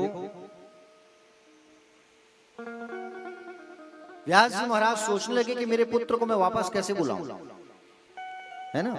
मेरे पुत्र को मैं वापस कैसे बुलाऊं जो जंगल पर है। सुखदेव जी जंगल चले गए हैं ना। तो प्यारे भक्तजन व्यास जी इसी बात को लेकर चिंतित थे कि मैं अपने पुत्र को बुलाऊं कैसे। मन बड़ा असंतोष था व्यास जी का। और व्यास जी का जब मन असंतोष था, 17 पुराणों की रचना करके बैठे थे, और 17 पुराणों की रचना करके बैठे थे व्यास जी महाराज। और उनका मन कहा कि बोले अब मैं ऐसे कौन से पुराण की रचना करूं। मन चिंतित था। नारद जी का आगमन हुआ और नारद जी ने पूछा, नारद जी जब आए तो सुंदर उनकी विधिवत पूजा किया व्यास जी ने। अब पूजा ने जब किया तब नारद जी से पूछा कि बोले मेरा मन जो है बड़ा विचलित है महाराज, आप कुछ बताएं। नारद जी ने पूछा कि बोले आपका शरीर स्वस्थ और प्रसन्न तो है ना, मन जो है बताइए। तब कहा कि बोले मेरा शरीर जो है स्वस्थ तो है लेकिन मन प्रसन्न नहीं है, आप कुछ बताते। मैंने महाभारत की रचना की फिर भी मेरा जीवन पूर्ण नहीं हुआ है। तो कहा आपको संतुष्टि जब मिलेगी, आपके जीवन में पूर्णता जब आएगी, जब आप जो है भगवान कृष्ण के बाल चरित्रों का वर्णन करोगे आप। और भगवान कृष्ण के बाल चरित्रों का जब आप वर्णन करोगे तभी आपका जीवन जो है पूर्ण होगा। ऐसा जब कहा तब सुंदर नारद जी ने उन्हें अपने पूर्व जन्म की बात बताई। पूर्व जन्म में बोले मैं दासी का बेटा था। किसका बेटा था मैं? दासी का बेटा था मैं पूर्व जन्म में। और पूर्व जन्म में मैं दासी का बेटा हुआ करता था महाराज। मेरी माँ जो है राजा के घर जूठे पत्थर उठाने का काम करती थी, झाड़ू पोछा बर्तन करती थी मेरी माँ। एक बार हमारे गांव में संतों का आगमन हुआ था, और संतों का आगमन हुआ तो राजा ने मेरी ड्यूटी लगाई संतों की सेवा करने के लिए। तो मैं सेवा करने लगा, संतों का जूठा पत्थर उठाता, सेवा हाथ पैर दबाता, सब करता। संत जब जाने लगे तो संतों के पैर को मैंने पकड़ लिया और कहा कि मैं भी आपके साथ जाना चाहता हूँ। तो संतों ने कहा कि अभी आप नहीं जा सकते, अगर आपका कोई नहीं होता तो हम आपको पकड़ के चले चलते, लेकिन जो है आपके पास तो आपकी माँ है, जिंदा है, तो माँ जो है जीवित है, तो माँ की सेवा कौन करेगा, माँ की भक्ति कौन करेगा, माँ की सेवा कौन करेगा। माँ जब मर जाएगी तो लाश को लेकर जाएगा कौन, अग्निदान कौन करेगा। मातृ ऋण से मुक्ति तो मिली नहीं है। माता और पिता का ऋण होता है हमारे अंदर। माता जो है हमें गोद में खिलाती है, पिता जो है कंधे पर उठा के लेके जाते हैं, तो हमारे अंदर जो कर्जा होता है, ऋण होता है, उस ऋण को हमको पूरा करना होता है। समझ रहे हो ना। उस ऋण को हमको पूर्ण करना होता है। और जब हमारे माता पिता जब स्वर्गवासी हो जाते हैं तो माता पिता के शरीर को, लाश को धर के कंधे पर लेकर के जब जाते हैं तब वो ऋण जो है पूरा होता है, तब जाके वो ऋण जो है पूरा होता है प्यारे। तो तुम्हारी माँ जिंदा है, तुम हमारे साथ नहीं जा सकते। हम तुम्हें एक मंत्र दे रहे हैं बालक, उस मंत्र को दिन रात जपते रहना, भजते रहना, तो तुम्हें जरूर ईश्वर की भक्ति की प्राप्ति होगी। तो उनको मंत्र दिया, ओम नमो भगवते वासुदेवाय, और उस मंत्र को निरंतर वो जपने लगा। दिन रात 12-12 घंटा बैठ करके जपता था उस मंत्र को। कौन से मंत्र को? ओम नमो भगवते वासुदेवाय, इस मंत्र को। और इस मंत्र को आपको भी भजना चाहिए नित्य। 12 अक्षरों का है ये मंत्र जो है, ये भागवत से ही निकला है, क्योंकि भागवत में 12 स्कंद हैं, 12 और 12, ठीक है। ओम नमो भगवते वासुदेवाय का किससे जुड़ा है? भागवत से ही जुड़ा है, समझ रहे हैं ना। ओम नमो भगवते वासुदेवाय, इसका जाप जो है नित्य करना चाहिए। ओम नमो भगवते वासुदेवाय का रोज जपो, रोज भजो प्यारे भक्तजन। बालक जो है जपते रहा, भजते रहा, अंततः आकाशवाणी हो गया कि इस वर्ष नहीं, अगली बार जब तू जन्म लेके आएगा तब तू मेरा भक्त बनेगा। और वही बालक अगली बार जब वो आया तो अगली बार वही बालक नारद बन करके आए, और भगवान ने अपनी वीणा प्रदान किया उसे, इसलिए वीणा करताल हमेशा बजाते रहते हैं और नारायण नारायण गाते रहते हैं। कौन? नारद जी। प्यारे भक्तजन, व्यास जी महाराज को सुंदर नारद जी ने कहा कि देखो महाराज, भगवान की निर्मल यश का प्रतिपादन करिए आप। न यद्वचित्रपदम हरेर यशो जगत पवित्रम प्रगृणत करीचित तद्वायसम तीर्थमुशंति मानसा न यत्र हंसा निर्मन्त्यो शिक्षया।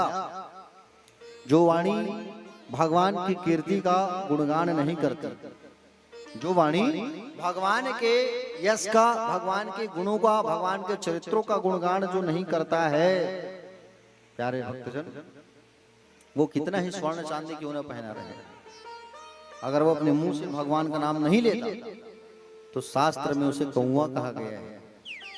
क्या कहा गया है? जोर से बोलो। कौवा देखे हो कैसे चिल्लाते रहते हैं, काऊ काऊ काऊ। तो शास्त्र में उन्हें कौवा कहा गया है प्यारे, ठीक है। जो व्यक्ति सिर उठा करके हमेशा चलते रहते हैं, भगवान के सामने शीश नहीं झुकाते, उन्हें ऊंट कहा गया है,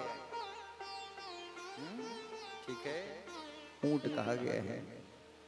जिसकी कान हरि की कथा नहीं सुनती उसे बॉम्बी कहा गया है, भिम्बोरा, ठीक है प्यारे। इसलिए अपनी वाणी को भगवान के चरणों पर लगाओ, कानों को हरि के कीर्तन पर लगाओ, यही जीवन का सार है। काम करते रहो और नाम लेते रहो, जैसा काम भी चलता रहे तुम्हारा और नाम भी भगवान के मुख से निकलता रहे। सुंदर व्यास जी महाराज को चतुश्लोकी भागवत का ज्ञान दिया नारद जी ने 4 श्लोक में, और कहा कि आप भागवत की रचना करो। तब उसी 4 श्लोकों को 18,000 श्लोकों पर रूपांतरित कर दिया। किसने? व्यास जी ने।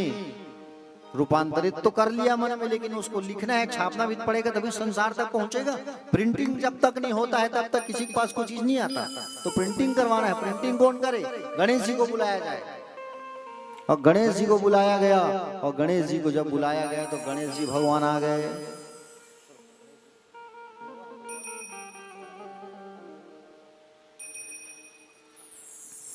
तो गणेश जी भगवान की सुंदर स्तुति की गई, प्रार्थना की गई, गणेश जी भगवान आ गए। और गणेश जी भगवान जैसे आए, उनके सामने बात रखा गया कि ऐसा सा बात है भैया, आपको रचना करना है, भागवत का लिखना है, हम बोलेंगे। बोले ठीक है। वो तो सब ठीक है, लेकिन एक शर्त है महाराज। बोले क्या? लगातार बोलना होगा, और लगातार जब बोलोगे तभी वो कार्य जो है पूर्ण होगा। रुकना नहीं है आपको, लगातार बोलोगे तभी मैं लिखने के लिए तैयार रहूंगा। बोले ठीक है। तैयार हो गए गणेश जी, और भागवत का लेखन कार्य प्रारंभ हो रहा है। बोले गणेश जी भगवान की जय। अरे जोर से जय बुलाया करो, चुप मत रहा करो। चलो जोर से बोलो, बोलो गणेश जी भगवान की। आइए गणेश जी की स्तुति करते हैं। बाजू में हमारे गणेश जी बैठे हैं, हैं? चलिए।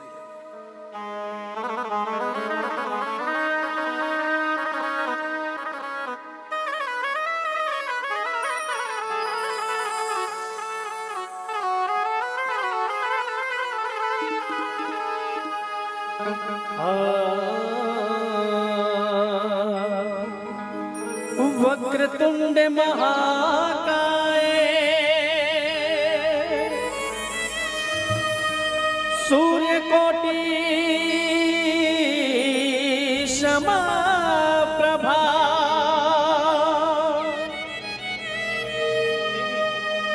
निर्विघ्नं कुरु मे देव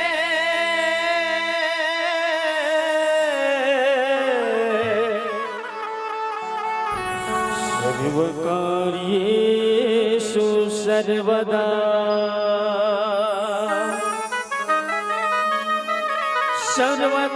सर्वकार्येषु सर्वदा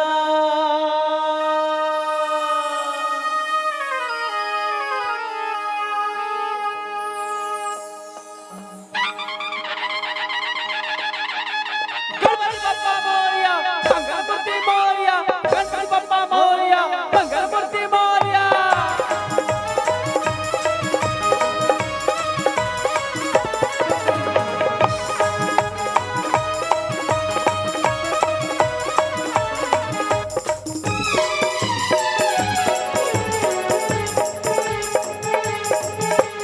देवा देवा गणपति देवा तुमसे बढ़कर कौन, स्वामी तुमसे बढ़कर कौन।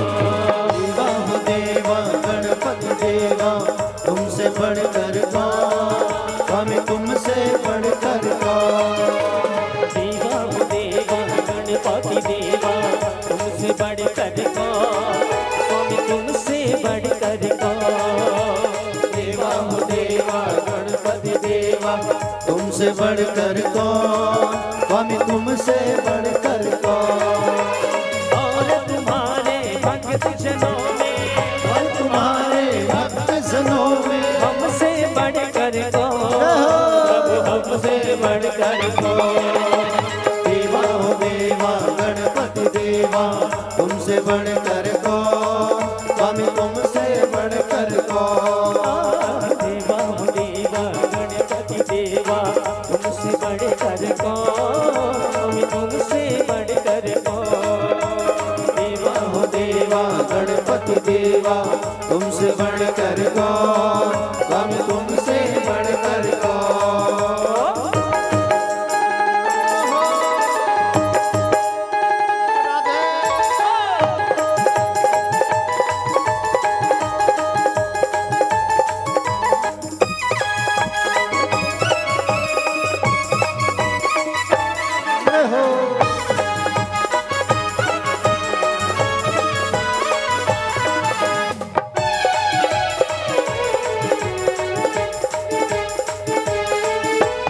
अद्भुत रूप है काया भारी, महिमा बड़ी है दर्शन की। महिमा बड़ी है दर्शन की, महिमा बड़ी है दर्शन की। हर दिन मांगे पूरी हो जाए, जो भी इच्छा हो मन में, जो भी इच्छा हो मन की, जो भी इच्छा हो मन की। देवा हो देवा गणपति देवा तुमसे बढ़कर कौन, स्वामी तुमसे बढ़कर कौन। देवा हो देवा गणपति देवा तुमसे बढ़कर कौन, स्वामी तुमसे बढ़कर कौन।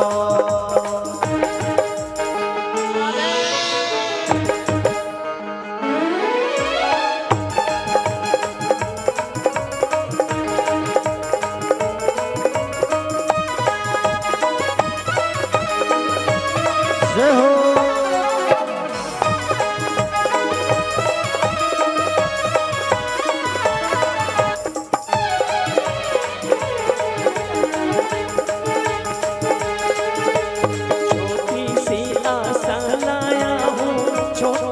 मन में दाता, छोटे से मन में दाता, छोटे से मन में दाता। अरे मांगने सब आते हैं, पहले सच भगते हैं माता, सच्चा भक्ति है माता, सच भगती है माता। सच भगती है माता। गणपति बप्पा मोरया, मंगलमूर्ति मोरया। देवा हो देवा गणपति देवा, तुमसे बढ़कर कौन, तुमसे बढ़कर कौन। देवा हो देवा गणपति देवा, तुमसे बढ़कर कौन, तुमसे बढ़कर कौन।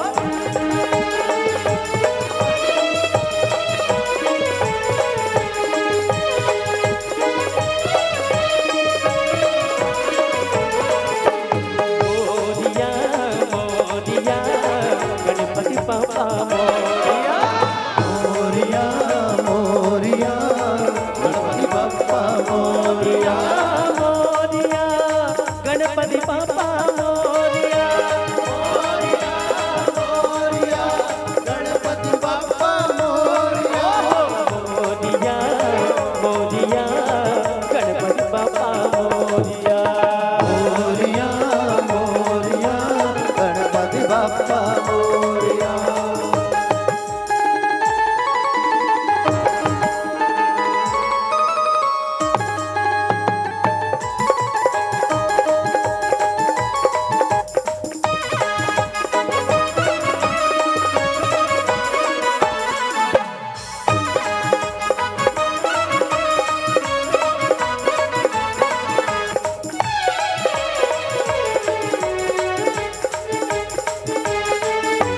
भक्तों की इस भीड़ में ऐसे बगुला भक्त भी मिलते हैं, बगुला भगत भी मिलते हैं, बगुला भगत भी मिलते हैं।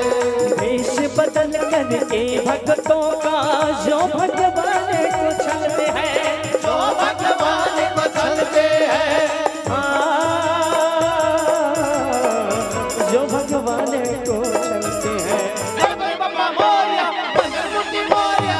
देवा हो देवा गणपति देवा, तुमसे बढ़कर कौन, तुमसे बढ़कर कौन। देवा हो देवा गणपति देवा, तुमसे बढ़कर कौन, हम तुमसे बढ़कर कौन। और तुम्हारे भक्त जनों में, और तुम्हारे भक्त जनों में, और तुम्हारे भक्त जनों में, और तुम्हारे भक्त जनों में, हमसे बढ़कर कौन, स्वामी हमसे बढ़कर कौन। तुमसे बढ़कर कौन, स्वामी तुमसे बढ़कर कौन। देवा हो देवा गणपति देवा, तुमसे बढ़कर कौन, हम तुमसे बढ़कर कौन। ओ प्रभु तुमसे बढ़कर कौन, हम तुमसे बढ़कर कौन, हम तुमसे बढ़कर कौन, हम तुमसे बढ़कर कौन, हम तुमसे बढ़कर कौन, हम तुमसे बढ़कर कौन, हम तुमसे बढ़कर कौन, हम तुमसे बढ़कर कौन।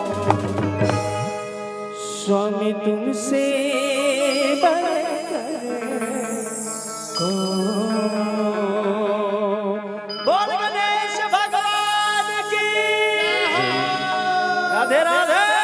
राम सुंदर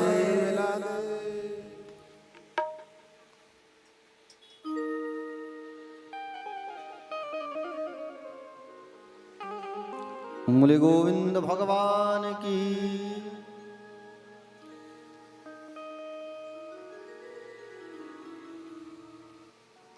तो प्यारे भक्तजन, भगवान श्री गणेश जी व्यास जी से उन्होंने कहा कि बोले मैं लिखूंगा भागवत, लेकिन लगातार बोलना पड़ेगा आपको, रुकना नहीं, रुकोगे तो मैं वापस चला जाऊंगा। व्यास जी ने इसको स्वीकार किया और लगातार 10 दिन तक यह प्रक्रिया चलती रही। और भगवान जो है गणेश जी लिखते गए और व्यास जी बोलते गए। लेखन कार्य जो है पूर्ण हुआ, भागवत का लेखन कार्य तो पूर्ण हो गया, लेकिन सुनाने वाला तो जंगल में हो, सुननी है कि नहीं। तब व्यास नारायण भगवान जो है अपने 2 से 4 शिष्यों को भागवत के आधे आधे श्लोकों को गा गा करके भेजा करते थे जंगल, जाओ और वहां जा करके भागवत के श्लोकों को गाओगे तब वो सुनेगा तो कम से कम सुन के वापस आएगा, वो जाओ। तो सुखदेव जी महाराज के पास जा करके जंगल में ये लोग बोला करते थे श्लोकों को।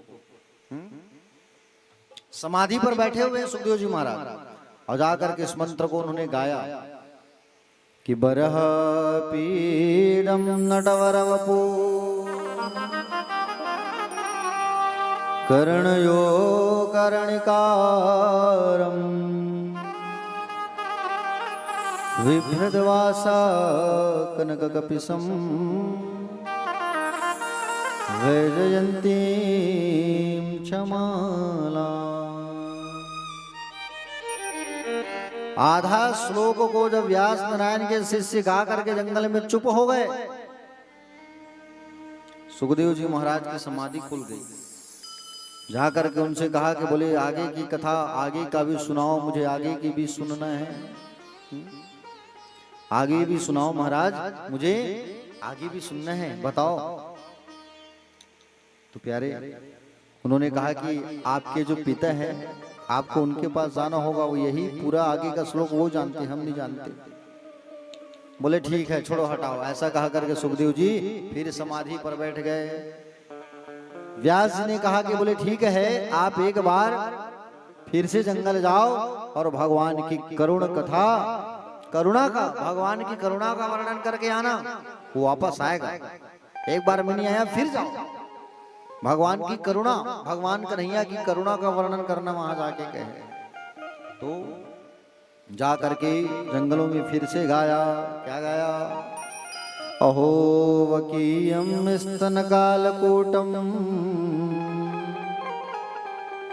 जिन्धासया पायदाप्य साध्वी लेभे गतिं धात्र्यचितां ततोन्यम कमवादयालुं शरणं व्रजे। इसका अर्थ क्या है? अरे देखो तो सही, पूतना को जिसने जो जहां लगा करके आई थी स्तनों पर, उस पूतना को कृष्ण को मारने आई थी, जिसको भगवान ने मां की गति प्रदान किया। जब एक करुण गाथा श्लोक जंगल में जब गाया तो सुखदेव जी फिर से जाग गए और कहे आगे की सुनाओ। तो कहे आगे की तो तुम्हारे पिताजी जानते हैं, हमारे गुरुजी, उनके पास चलो। तब सुखदेव भगवान वापस आए पिता के पास, वापस आए और वापस आके तब फिर पिता से भागवत के ज्ञान को पूरा सुना और सुनने के बाद वापस चले गए जंगल, रुके नहीं। बोलो भक्तवत्सल भगवान की। सुखदेव जी चले गए वापस। प्यारे भक्तजन देखो, व्यास जी ने भागवत की कथा तो सुनाई उनको, किसको? सुखदेव जी को। लेकिन जिसने काम और क्रोध को जीता है, जीवन के महान शत्रु कौन कौन है? काम और क्रोध। इसको जीतना होता है। और जो इस काम और क्रोध को जो जीत जाता है ना, जिसके हृदय में पहले काम बैठा हो, वहां राम कैसे आ सकता है? तो काम को हटाना पड़ता है। तो प्यारे, हालांकि व्यास जी जानते थे कि उनके पुत्र जो है काम और क्रोध को जीत लिए हैं, फिर भी उनको सच्चे संत घोषित नहीं किए थे उनके पिताजी। समझ रहे हैं ना? उनको लगा अगर मैं स्वयं बड़ाई करूं अपने बेटे की तो फिर ये गलत बात है, जग में इसकी सम्मान कैसे बढ़े। जब ये घोषणा हो जाता है ना कि बोले ये सिद्ध संत हैं, और जब ये घोषणा हो जाता है तभी जा करके किसी की पूजा होती है। अगर कोई श्रेष्ठ व्यक्ति घोषणा कर दे कि ये अच्छा व्यक्ति है तो लोग उनको मानना चालू कर देते हैं, है कि नहीं? तो बोले श्रेष्ठ घोषित कौन करे? कौन बोले? तो जनक जी के दरबार में गए और जनक जी के दरबार में उनको भेजा व्यास जी ने, अपने बेटे को जाओ जनक जी से मिल के आना। जनकपुर जब भेजा तो राजा जनक सुखदेव भगवान को 3 से 4 दिन तक बैठा के रख दिए। मिलने गए थे जनक जी से 4 दिन तक बैठा के रख दिए, फिर भी सुखदेव जी के मन में वही प्रसन्नता, वही खुशी, वही आनंद। 4 दिन बाद जब उनको जनक जी ने बुलाया, आओ, 4 अंगुला का लंगोटा पहना हुआ है, आओ। और जैसे ही आए तब प्यारे भक्तजन एक सुंदर स्त्री को बुलाया गया और सुंदर स्त्री आकर के उनके शरीर को छूने लगी। फिर भी सुखदेव जी के मन में किसी भी प्रकार का कोई काम व्याप्त नहीं हुआ। राजा जनक ने घोषणा कर दिया कि बोले सच्चे संत हो, वाकई में तुम्हें मानना होगा। समझ रहे हो ना? संत जी ने कहा मैंने अपराध कर दिया कि आप जैसे संत को 4 दिन तक बैठा के रख दिया और घोषणा कर दिया कि आप वाकई में सच्चे संत हो, पूजनीय हो, सम्माननीय हो। और उसी दिन से सुखदेव जी की पूजा होने लगी। श्रेष्ठ संत चुने गए। कौन चुने गए? श्रेष्ठ संत के रूप में उनकी चयन हो गई। और जनक जी ने कह दिया कि आप श्रेष्ठ संत हो। किससे कहा? सुखदेव जी महाराज के बारे में कहा कि आप श्रेष्ठ संत हो, इसलिए सुखदेव जी महाराज को श्रेष्ठ संत कहा गया है। प्यारे महाभारत काल की बात है और महाभारत काल युद्ध जब समाप्त हुआ महाभारत की, और महाभारत की युद्ध समाप्त हुई, सारे के सारे कौरव मारे गए, पांडवों की जीत हुई थी। कौरवों में से एक व्यक्ति बचा हुआ था, नाम था दुर्योधन। भीम भैया जो है उनके जंघा को मार करके, उनके जंघा को तोड़ करके उनको रणभूमि में छोड़ दिए थे। उसका मित्र जीवित था, अश्वत्थामा। अश्वत्थामा जीवित था। अश्वत्थामा जो है आया और अश्वत्थामा आकर के कहने लगा, बोले मित्र जिसने तुम्हारी ये दशा की है ना, मैं उसे नहीं छोड़ूंगा। बोले जिसने तुम्हारी ये दशा की है उसे छोड़ूंगा नहीं, तुम्हारे सामने ला करके मैं उसे मौत के घाट उतार दूंगा, उनके गले को काट करके लाऊंगा। और जैसे ही ये संकल्प लेकर के जब वो गए, गला को मैं काट दूंगा ऐसा कह करके,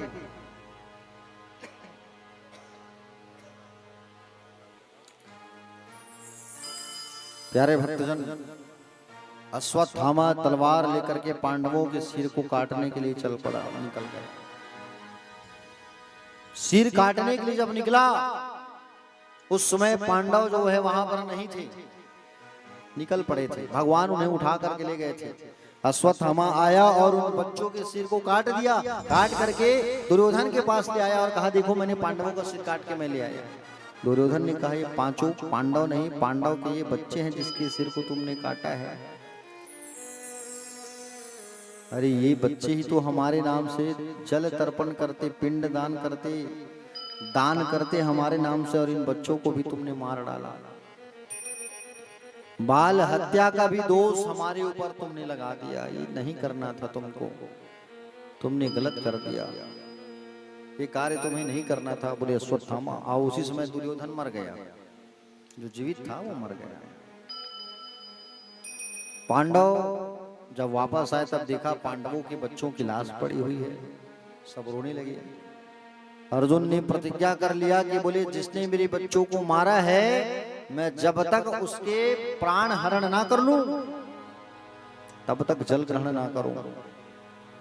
गुप्तचरों से मालूम चला कि बोले यहाँ अश्वत्थामा आया था रात में तलवार लेकर, और अश्वत्थामा ही बोले हमारे बच्चों की का हत्या किया है।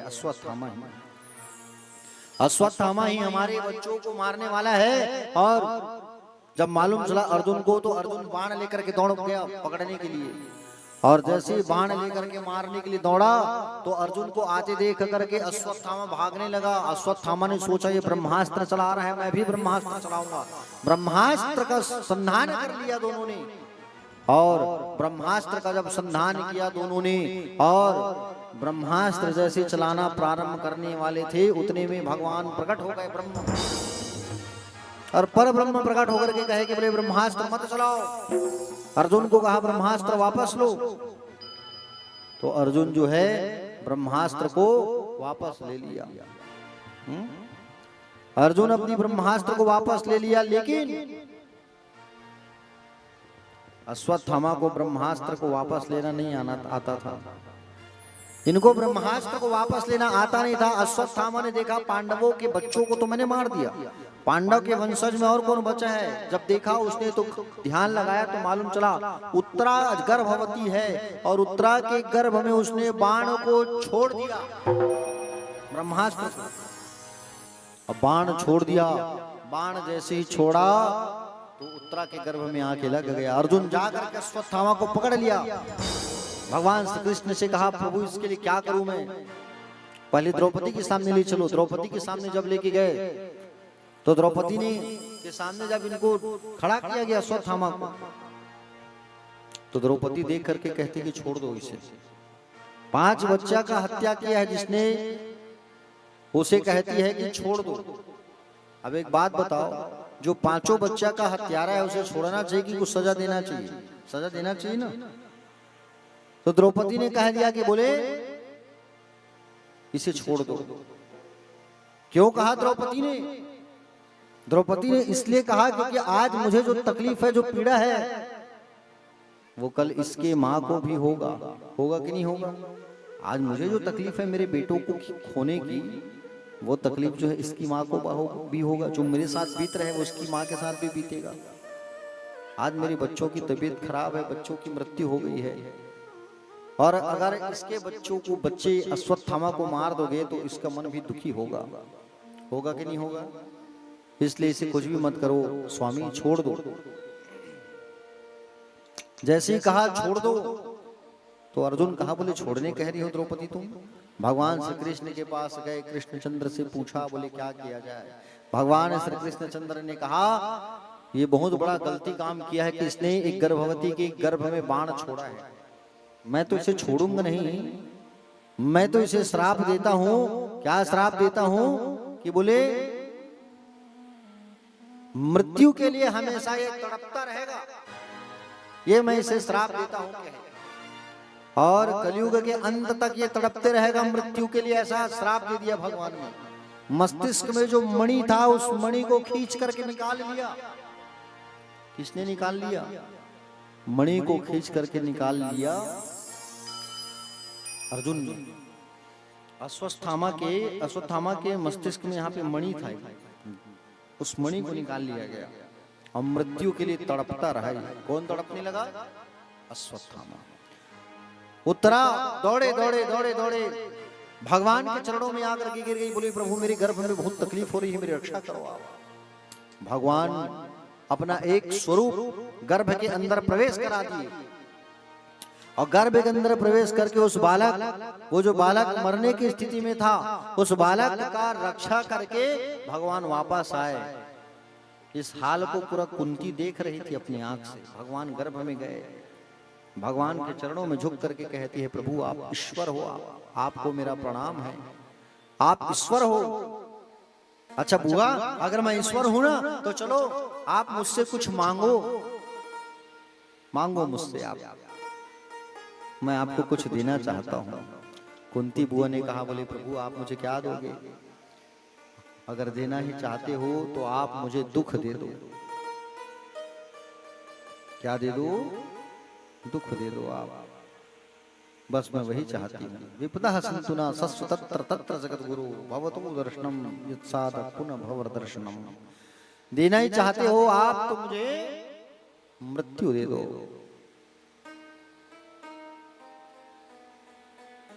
मृत्यु दे दो मुझे, दुख दे दो मुझे। बुआ मैं मृत्यु नहीं दे सकता आपको।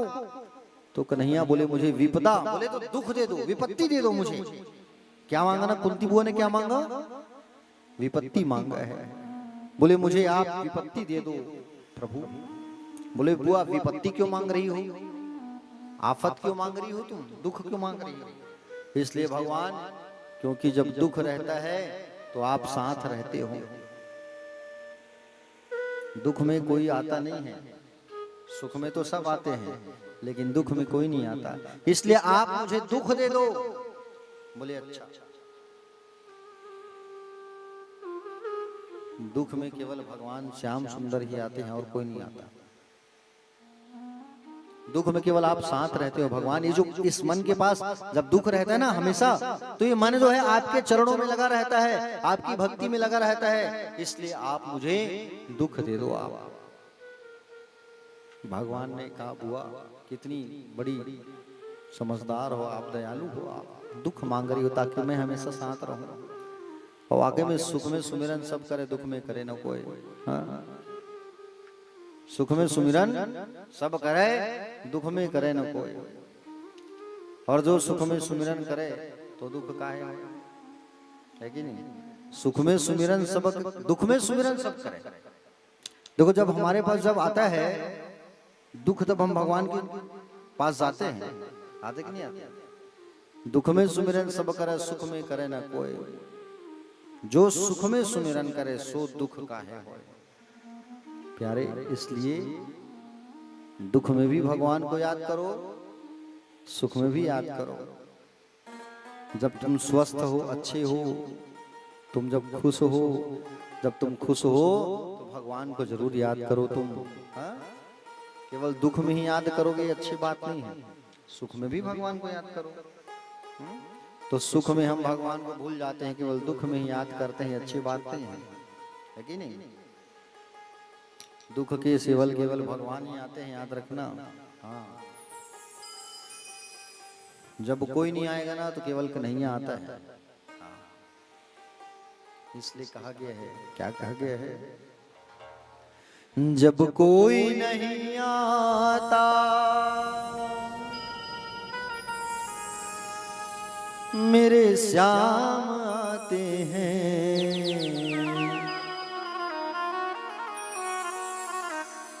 जब कोई नहीं आता मेरे श्याम आते हैं। वो मेरे दुख के दिनों में वो बड़े काम आते हैं। जब कोई नहीं आता मेरे श्याम आते हैं। जब कोई नहीं आता मेरे श्याम आते हैं। मेरे दुख के दिनों में वो बड़े काम आते हैं। मेरे दुख के दिनों में वो बड़े काम आते हैं।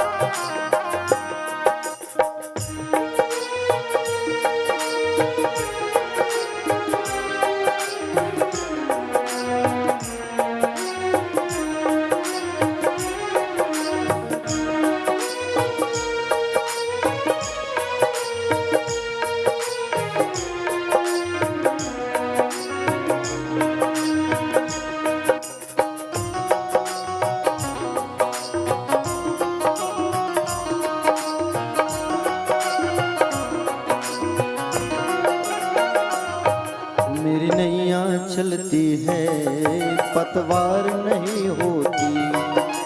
नैया चलती है पतवार नहीं होती। किसी और की मुझको तो दरकार नहीं होती। किसी और की मुझको दरकार नहीं होती। मैं डरता नहीं रस्ते, मैं डरता नहीं रस्ते सुनसान आते हैं। मैं दुख के दिनों में वो बड़े काम आते हैं। मेरे दुख के दिनों में वो बड़े काम आते हैं।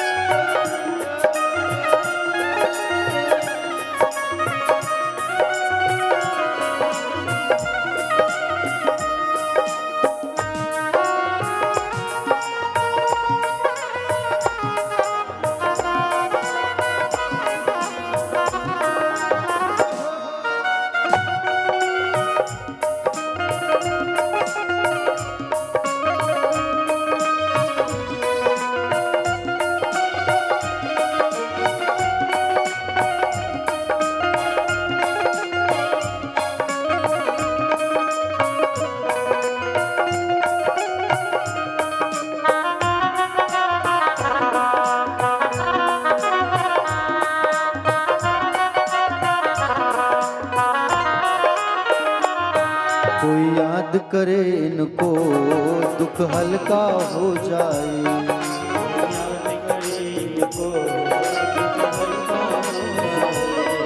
कोई भक्ति करे इनकी ये उनका हो जाए।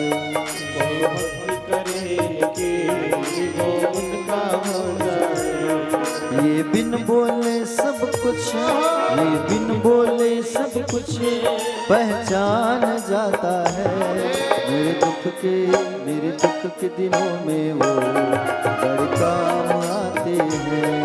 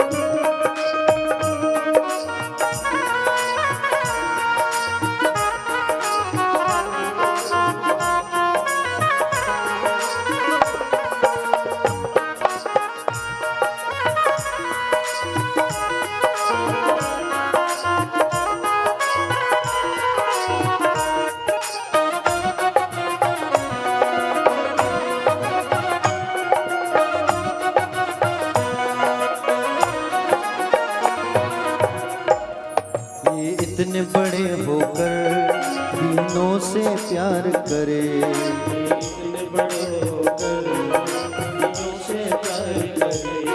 चाहे छोटे हो या बड़े सबको स्वीकार करे। चाहे छोटे हो या बड़े सबको स्वीकार करे। हम भक्तों का कहना ये मान जाता है। मेरे दुख के दिनों में वो बड़े काम आते हैं।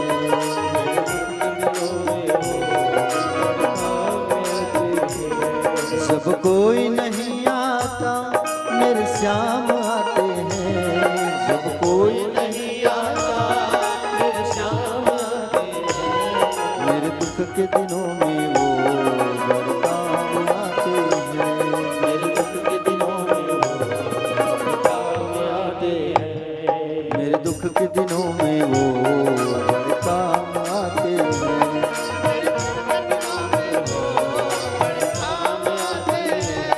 मेरे दुख के दिनों में वो बड़े काम आते हैं।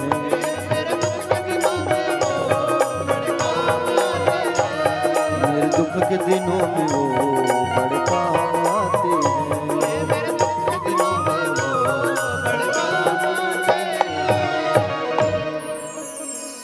मेरे दुख के दिनों में वो बड़े काम आते हैं। तो दुख के समय केवल भगवान ही याद आते हैं प्यारे, भगवान ही काम आते हैं। ठीक है ना।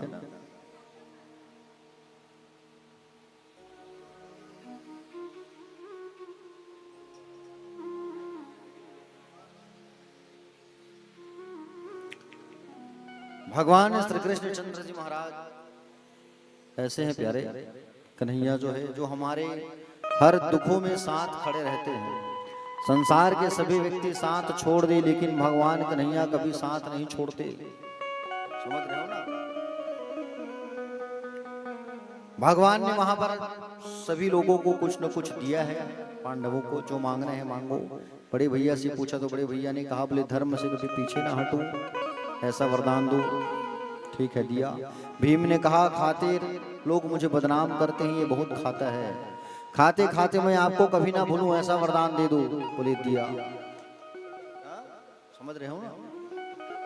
भगवान वापस द्वारिका जा रहे थे और जब जा रहे थे तो याद आया कि भीष्म पितामह को मैंने वचन दिया है, क्योंकि भीष्म पितामह ने कहा था कि मृत्यु के समय में आप मुझे दर्शन देने आना, इसलिए भगवान उनको वापस दर्शन देने आए हैं। अब पांडवों को साथ लेकर के आए हैं, चलो दादा के पास, बाणों की सैया में सोए हुए हैं।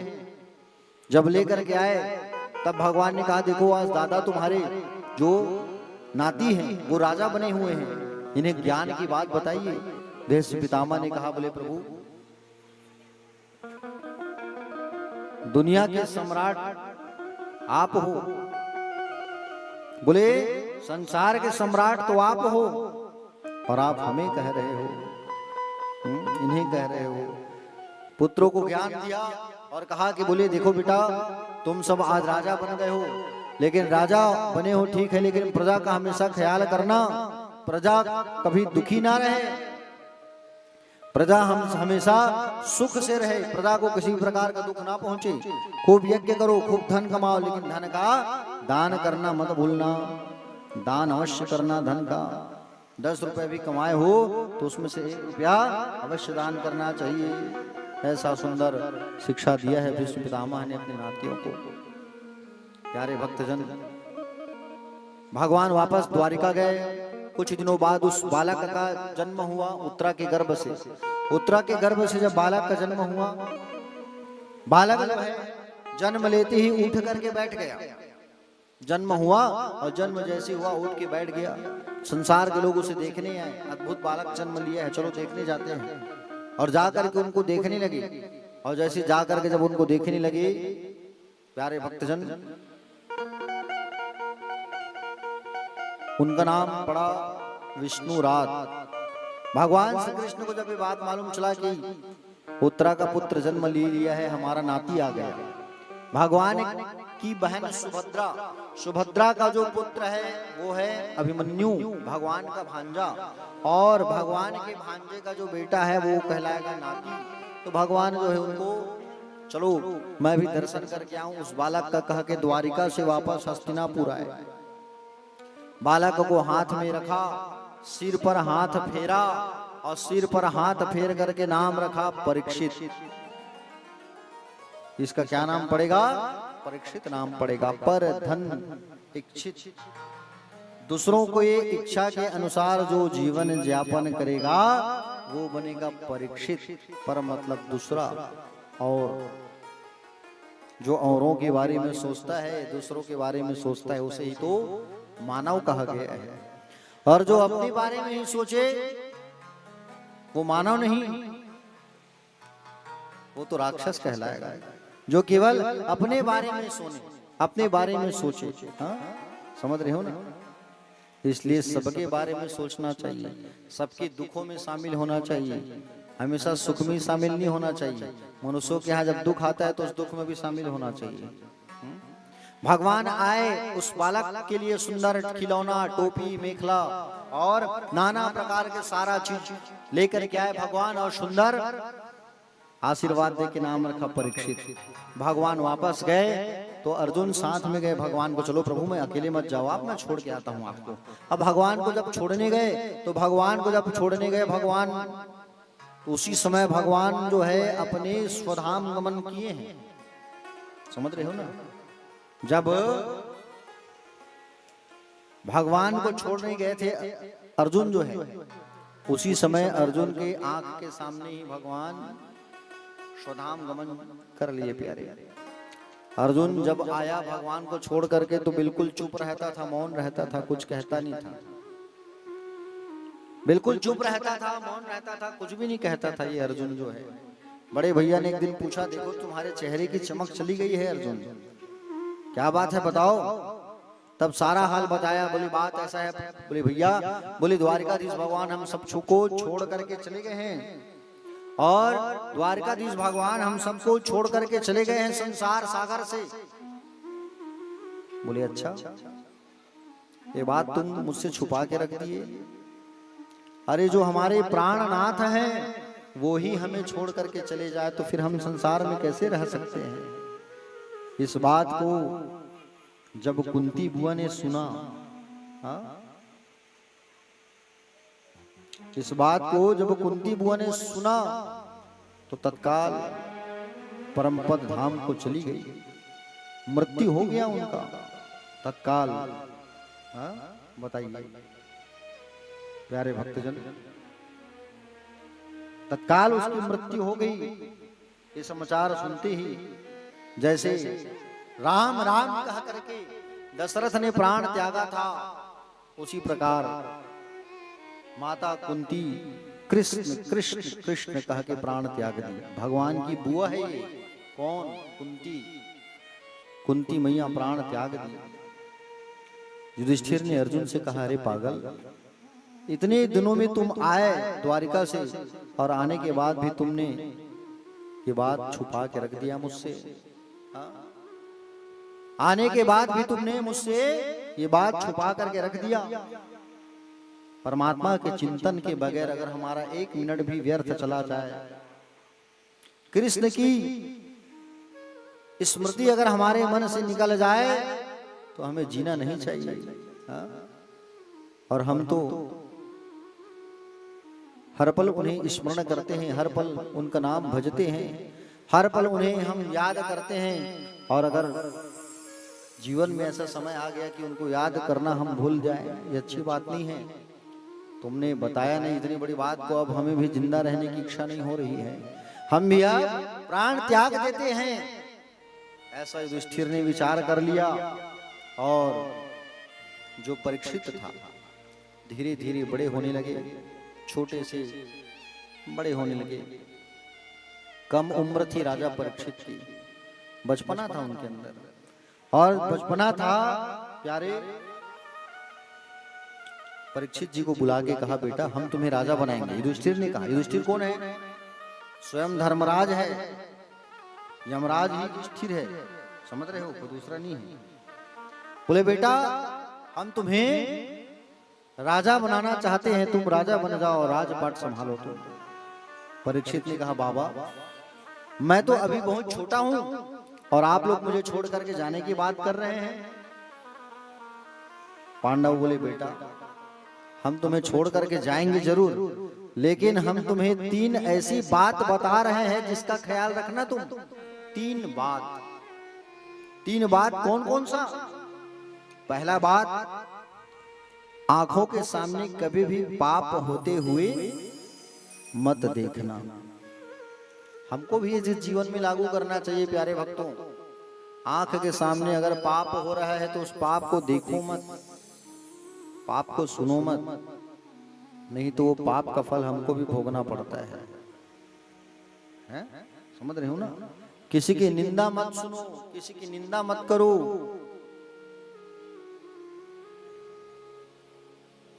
निंदा सुनने से निंदा हमारे अंदर प्रवेश कर जाता है, और हमारे अंदर प्रवेश करता है फिर वो हमारे शरीर से निकल के हमारे परिवार वालों के ऊपर फैलता है। इसलिए निंदा हमें कदाचित नहीं करना चाहिए, निंदा से हमें बचना चाहिए। दूसरी बात कहा, शरण में अगर शत्रु भी आ जाए, शरण में अगर शत्रु आ जाए तो उसे क्षमा कर देना। कितना भी बड़ा दुश्मन आ जाए बेटा, उसे केवल माफ कर देना तुम। तीसरी बात कहा, अतिथि का सत्कार। क्या कहा? अतिथि का सत्कार।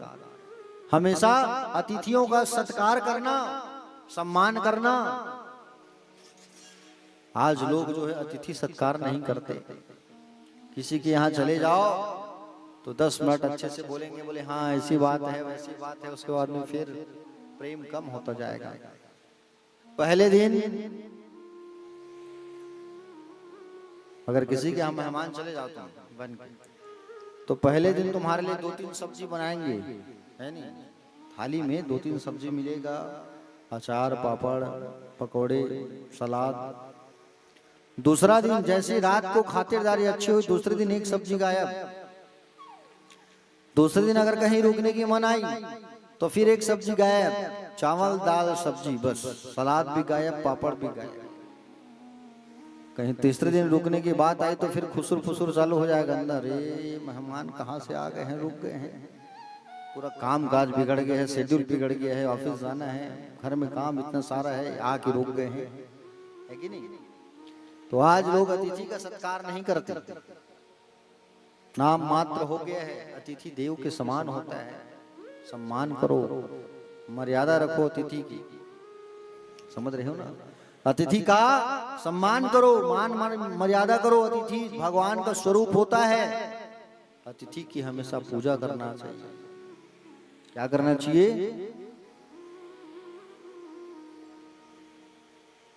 जा रहे हैं? अच्छा ठीक है, कल पहुंचो। अच्छा आप ऑपरेट कर लेंगे ना, साउंड बता दियो ना सारा चीज, ठीक है।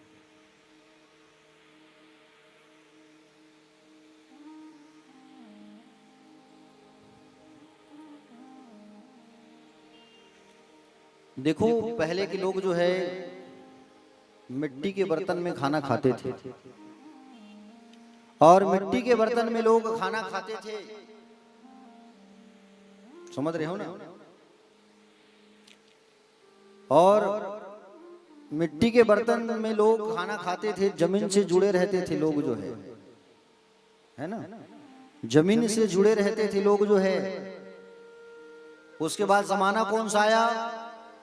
कांस और पीतल का। तो जब लोग जमीन से जुड़ करके रिश्ता निभाते थे क्योंकि मिट्टी के बर्तन में खाना खाते थे, जमाना आया कांस और पीतल का, रिश्तों में टिन टान होने लगा। बर्तन, कांस के बर्तन टकराता है तो आवाज आता है ना, टिन टान। हाँ? उसके बाद कांस के बाद आया कांच का जमाना। कौन सा जमाना आया? कांच का जमाना आया। और कांच का जमाना आया, रिश्तों में फिर दरार आ गई। कुछ भी ऐसा बात हुआ तो छोड़ो, हटाओ, रिश्ता तोड़ो, उससे रिश्ता नहीं रखना है। जैसे कांच के बर्तन एक बार टूटा कांच गिलास तो टूट जाता है पूरा। तो लोग कांच के बर्तन यूज करने लगे, प्रयोग करने लगे, तो रिश्ता भी वैसे चलाने लगे। उसके बाद आया जमाना thermocol, use and throw, disposal का जमाना आ गया। खाओ पियो फेंको, अरे छोड़ो हटाओ। रिश्ता भी आजकल लोग वैसे निभाते, खाओ पियो फेंको। मिल गए तो राम राम, नहीं मिले तो कोई बात नहीं, आ गए तो ठीक, खातिरदारी कर दो, छुट्टी, खाओ पियो फेंको, है कि नहीं? वही हो रहे नहीं। प्यारे भक्तजन, जमाना आज वैसे आ गया है, बड़ी विडंबना है संसार की। प्यारे भक्तजन, तीन बात सुंदर बताने लगे, और ये तीन बात जिसके गृहस्थ जीवन में आ जाए, उनके जीवन में संकट नहीं आ सकता, याद रखना। कौन सा तीन बात? आंखों के सामने कभी भी पाप होते हुए नहीं देखना चाहिए। दूसरा, शरण में शत्रु आ जाए तो क्षमा कर दो। तीसरा, अतिथि सत्कार। ये तीन बात हमेशा ख्याल रखना, जीवन में याद रखना। ये तीन बात कहीं तुम अपना ली ना, तुम्हारे जीवन में कभी भी कोई भी संकट नहीं आएगा। प्यारे भक्तजन, चारों भाई सोच लेके हम पांचों भाई हम स्वर्ग जाएंगे, और चारों भाई का प्राणांत हो गया। द्रौपदी भी शरीर यहीं छोड़ दी। चारों भाई, द्रौपदी, भीम, नकुल, सहदेव और अर्जुन, केवल और केवल शरीर के साथ केवल युधिष्ठिर ही ऊपर गया है। केवल युधिष्ठिर ही अपने शरीर को साथ लेकर के गया है ऊपर। हाँ, जीवन में कभी उसने कोई पाप नहीं किया ना, कभी कोई झूठ नहीं बोला, इसलिए बाकी सब के सब शरीर यही छोड़ दिए और स्वर्ग पधार लिए। युधिष्ठिर जी शरीर के साथ गए हैं, लेकिन उन्हें भी 1 मिनट के लिए नरक का दर्शन कराया गया था। 1 मिनट के लिए, समझ रहे हो ना। हाँ, क्यों दर्शन कराया गया था? क्योंकि उसने झूठ कहा था, अश्वत्थामा नाम का हाथी मारा गया, इसलिए केवल नरक को दिखाया गया था युधिष्ठिर को। अब सोचो, हम लोग आज अनेकों झूठ बोलते हैं, हम लोग आज कितना झूठ बोलते हैं हम लोग, और हमको कितना नरक में जाना पड़ेगा। अपने से बड़ों से द्रोह करते हैं, छल करते हैं, माता पिता से द्रोह करते हैं। जब माता पिता कुछ बोले तो ये सुनते नहीं हैं, माता पिता के आंखों में आंसू लाते हैं, अपने से बड़ों के आंखों में आंसू लाते हैं, छल करते हैं, झूठ बोलते हैं, पाप कर्म करते हैं हम लोग। और हम लोग इतना पाप कर्म में डूबे हुए रहते हैं, तो आप बताइए क्या हमको नरक में जाना नहीं पड़ेगा? पड़ेगा नरक में जाना। आज हम सबसे द्रोह करते हैं प्यारे।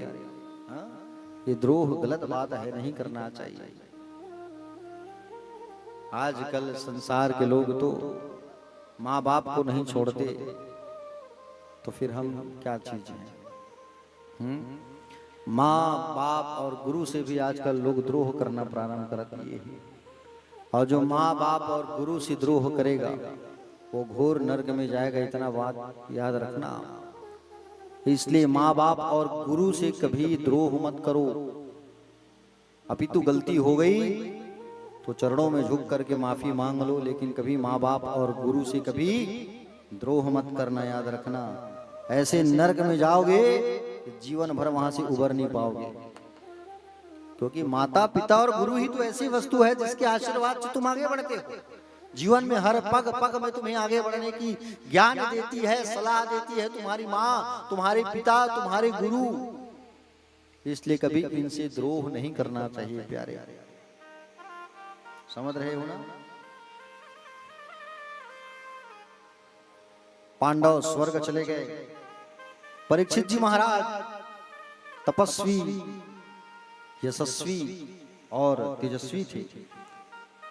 परीक्षित जी महाराज का सुंदर जीवन यापन होने लगा, बढ़िया सुंदर जीवन चलाने लगे परीक्षित जी महाराज। और इतना सुंदर जीवन चलाने लगे परीक्षित जी महाराज, पूछो मत। जब कोई भी व्यक्ति दुखी उनके सामने आके अपना दुख सुनाता था ना, तो वो बैठ के सुनता था दुख को। आज कोई सुनेगा दुख? आज किसी के पास इतना समय नहीं है कि पड़ोसी का दुख भी वो सुने। आज किसी के पास इतना समय नहीं है कि वो पड़ोसी का दुख सुने। आज हाँ, अगर सुख की बात है तो बिल्कुल लोग जाएंगे, 1 घंटा बैठ जाएंगे, नाचेंगे गाएंगे। लेकिन अगर दुख की बात हुई, दुख में लोग आज नहीं जाते प्यारे। हाँ, बड़ी विडंबना है। दुख में भी रहो साथ, सुख में तो सब आते हैं, लेकिन दुख में भी रहो साथ तुम। हाँ प्यारे भक्तजन, परीक्षित जी महाराज सबके दुखों में शामिल होते थे, सबका ख्याल रखते थे। हाँ समझ रहे हो ना? श्री परीक्षित जी बड़भागी हैं। पांडव लोग तो अपना प्रशासन करके चले गए, लेकिन परीक्षित जी महाराज, उनके द्वारा जो उपदेश दिया गया था ना पांडवों के द्वारा, उसको उन्होंने जीवन में अपना लिया और वो महान बन गए। बचपन से ही दृढ़ता आ गया परीक्षित जी के अंदर। 3 बात जीवन में लागू किया था। आंख के सामने कभी पाप होते देखते नहीं थे, रोक देते थे। शरण में शत्रु भी आता था तो माफ करते थे। तीसरी बात, अतिथि का सत्कार करते थे। उनके राज्य में कोई संत आ गए, महात्मा आ गए, उनका सम्मान करते थे प्यारे परीक्षित जी महाराज। जीवन में 3 बातों को आप भी उतार लीजिए।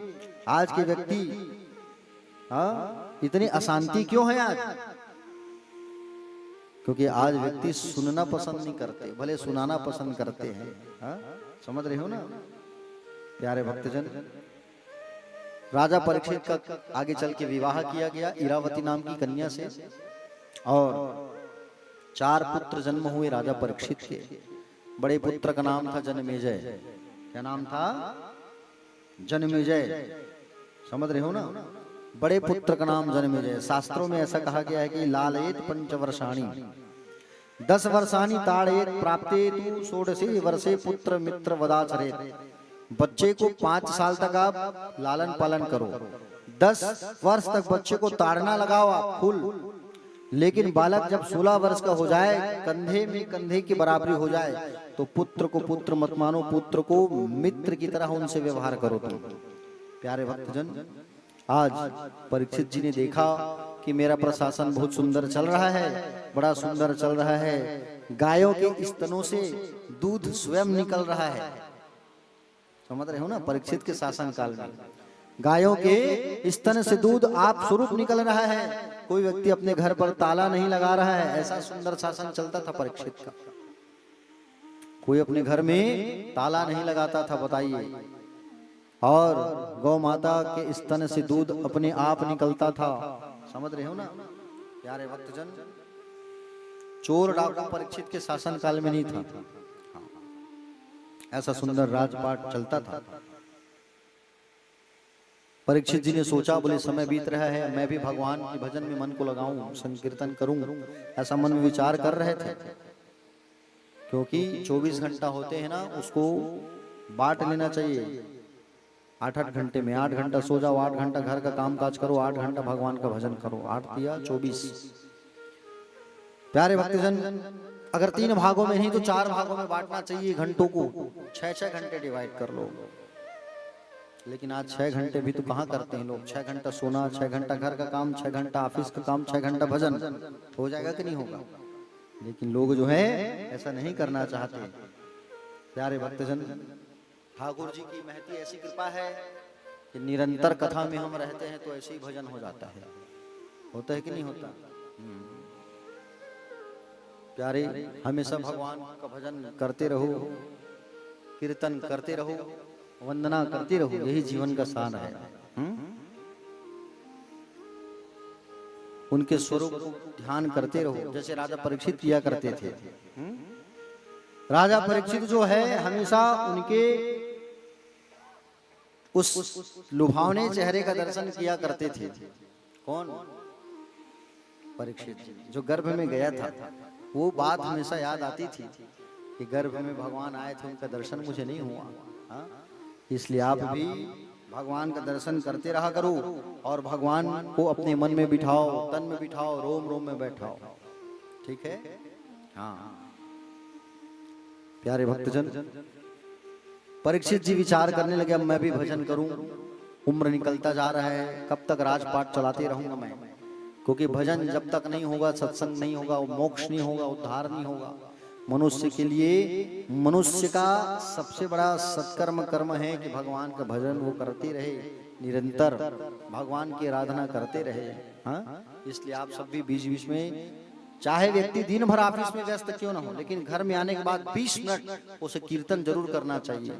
घर में बैठ करके एकांत चित्त स्थान में बैठ के ताली बजा के भगवान का कीर्तन करो, लेकिन करो।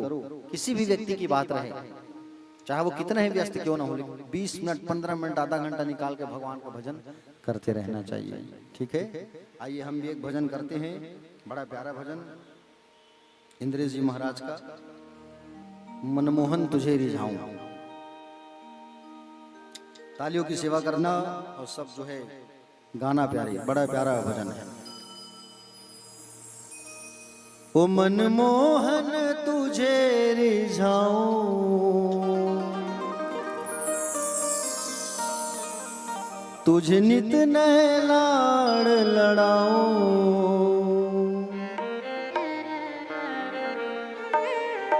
बसा के नैनन में, छिपा के तुझे नैनन में,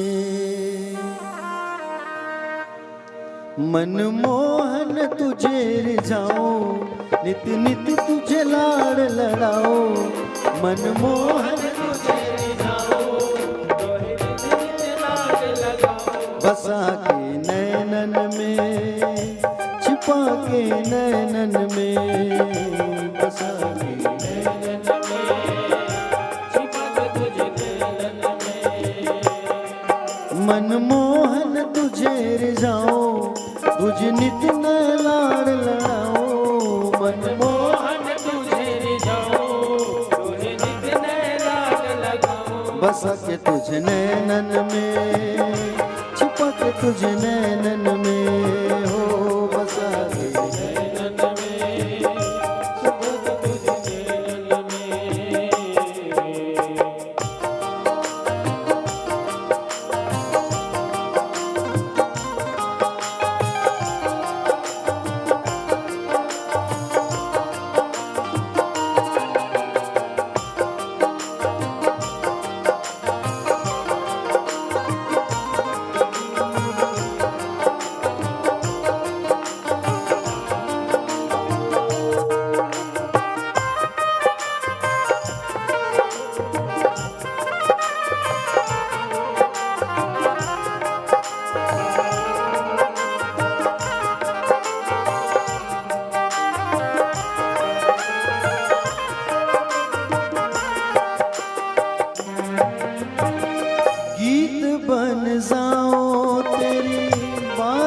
के स्वर का, इठलाती बल खाती पतली कमर का। गीत बन जाऊं तेरी बांसुरी की स्वर का, इठलाती बल खाती पतली कमर का। गीत बन जाऊं तेरी बांसुरी के स्वर का, इठलाती बल खाती पतली कमर का। गीत बन जाऊं तेरी बांसुरी की स्वर का, इठलाती बल खाती पतली कमर का। पीला पटका बन जाऊं, पीला पटका बन जाऊं, बसा के नैनन में, छिपा के तुझ नैनन में, बसा के तुझ नैनन में। जय हो।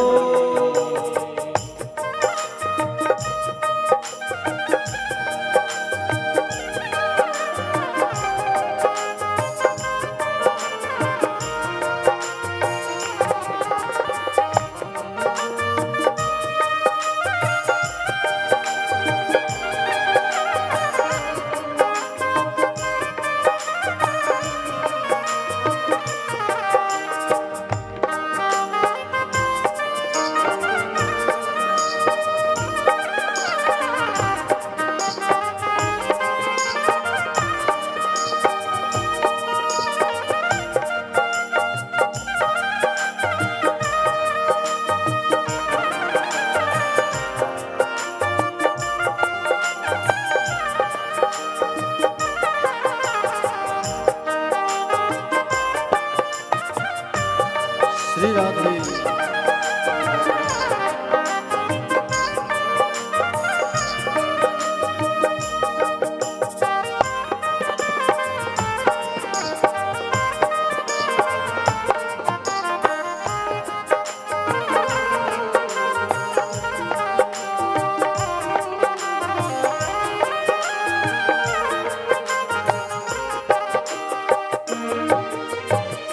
घुंघरू बनो जो तेरी पायल का प्यारे, पल पल चूमा करूं चरण तुम्हारे।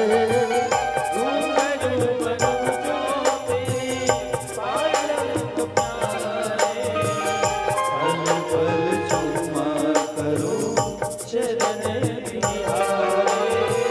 घुंघरू बनो जो तेरी पायल का प्यारे, पल पल चूमा करूं चरण तुम्हारे।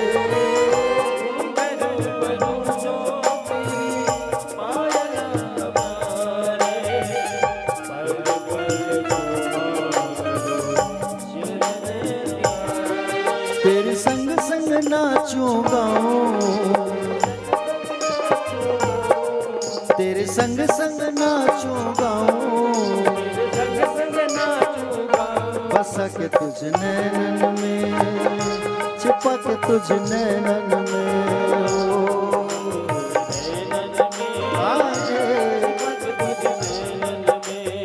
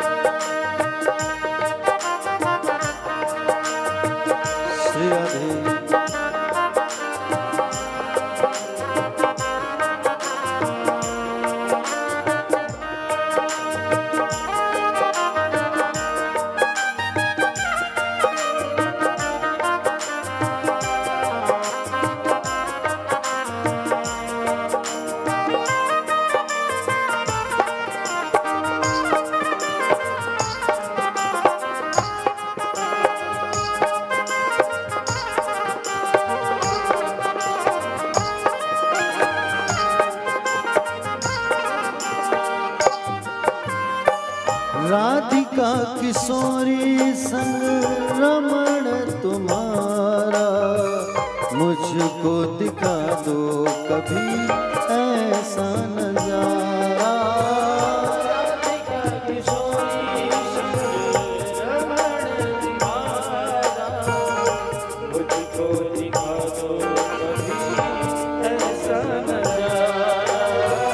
राधिका किशोरी संग रमण तुम्हारा, मुझको दिखा दो कभी ऐसा नजारा।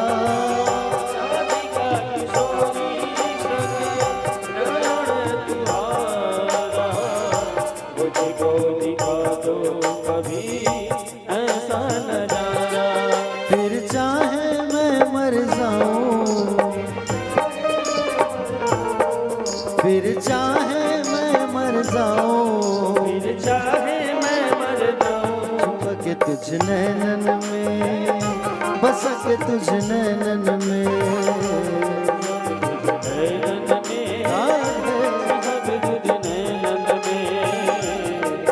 मनमोहन तुझे रिझाऊं, तुझे नित ने लाड़ लड़ाऊं, तुझे कितने लाड़ लड़ाऊं। मनमोहन तुझे रिझाऊं, मनमोहन तुझे रिझाऊं, तुझे नित ने लाड़ लड़ाऊं, तुझे कितने लाड़ लगाऊं। बसा के तुझ नैनन में, छिपा के तुझ नैनन में।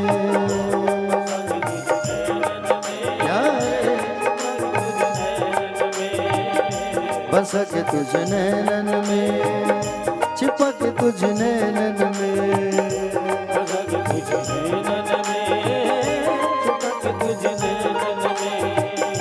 बस के तुझ नैनन में, छुपक तुझ नैनन में।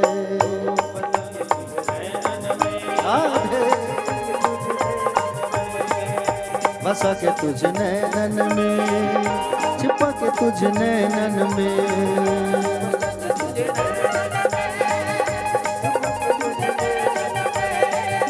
बस के तुझ नैनन में, छिपक तुझ नैनन में। छिपक तुझ नैनन में, बस के तुझ नैनन में, छिपक तुझ नैनन में। बस के तुझ नैनन में, छिपक तुझ नैनन में। बस के तुझ नैनन में, छुपा के तुझ नैनन में। ओ मनमोहन तुझे रिझाऊं, तुझ नित न लाड़ लड़ाऊं। बसा के तुझ नैनन में, छिपा के तुझ नैनन में। बसा के तुझ नैनन में, छुपा के तुझ नैनन में। बोले गोविंद भगवान की राधे राधे। दोनों हाथ उठा के बड़े जोर से कहिए एक बार राधे राधे।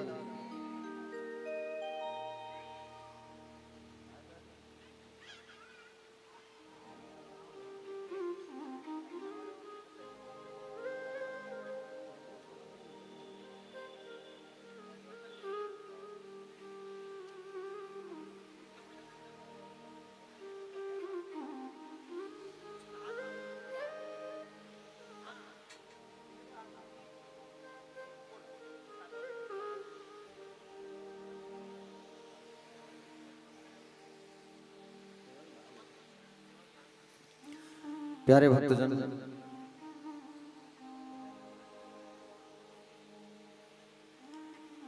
देखो परीक्षित जी महाराज, एक समय की बात है, सोचा बाधी उम्र निकल रही है, कुछ किया जाए। परीक्षित जी महाराज ऐसे संत थे जो रूप को बदल बदल करके जा जाके संतों की सेवा किया करते थे। प्यारे परीक्षित जी ने सोचा मेरे बाबा लोग कुछ तो मेरे लिए रखे होंगे, ऐसा कह करके खजाने वाले कमरे में गए। और खजाने वाले कमरे में जैसे ही गए, वहां पर एक पुराना संदूक पेटी रखा था। परीक्षित जी ने विचार किया, बोले कुछ तो बाबा लोग अमूल्य वस्तु जरूर रखे होंगे, पांडव थे राजा क्योंकि दादाजी लोग, चलो मैं जा करके देखूं। ऐसा कहा करके जब गए, जाके संदूक को जब खोला, पेटी को खोला, किसने खोला?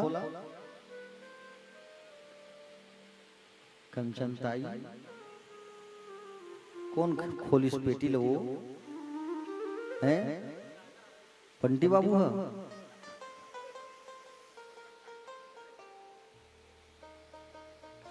ध्यान कथा में रखो आप लोग,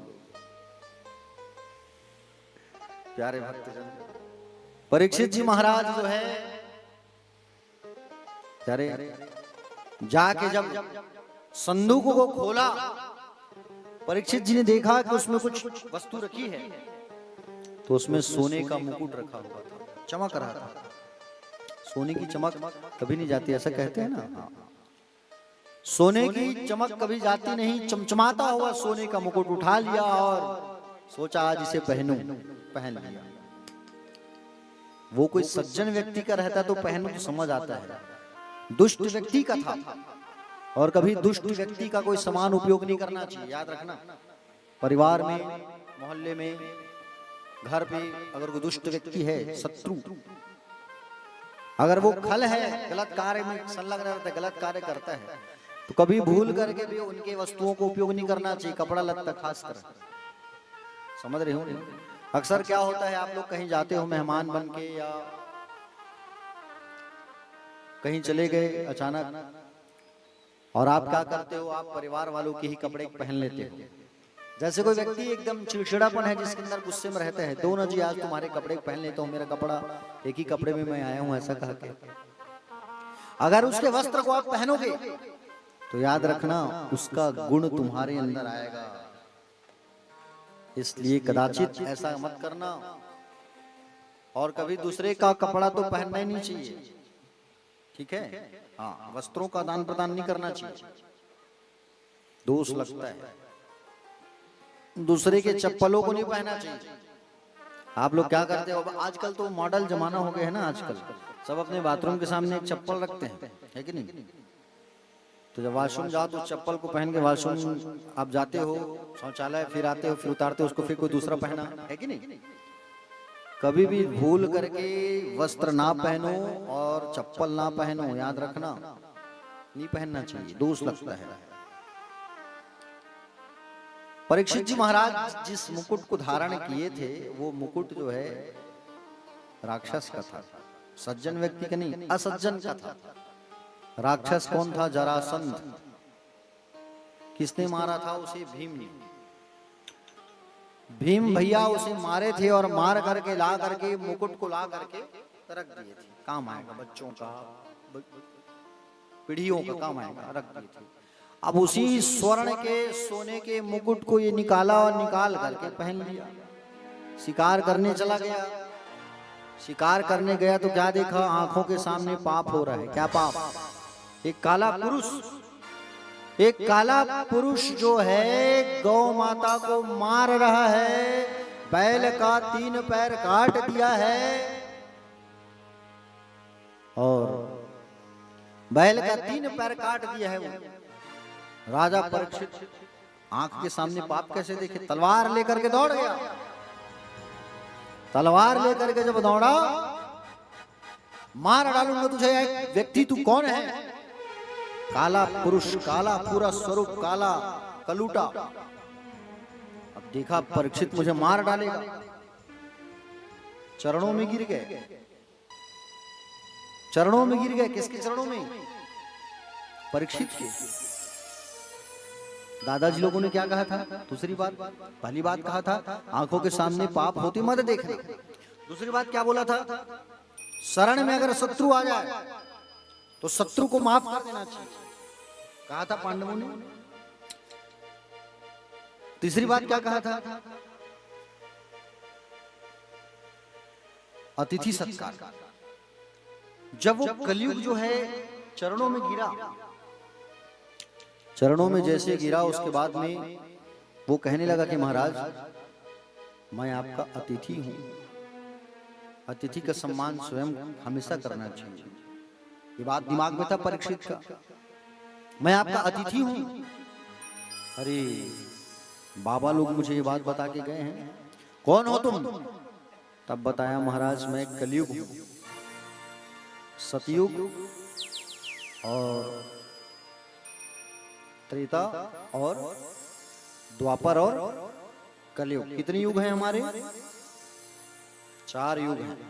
जोर से बोलो, 4 युग हैं, जिसमें से 3 तो चला गया, चौथा का आगमन हो रहा है, समझ रहे हो ना? और सबका निर्धारित समय रहता है, सबका आयु रहता है, याद रखना।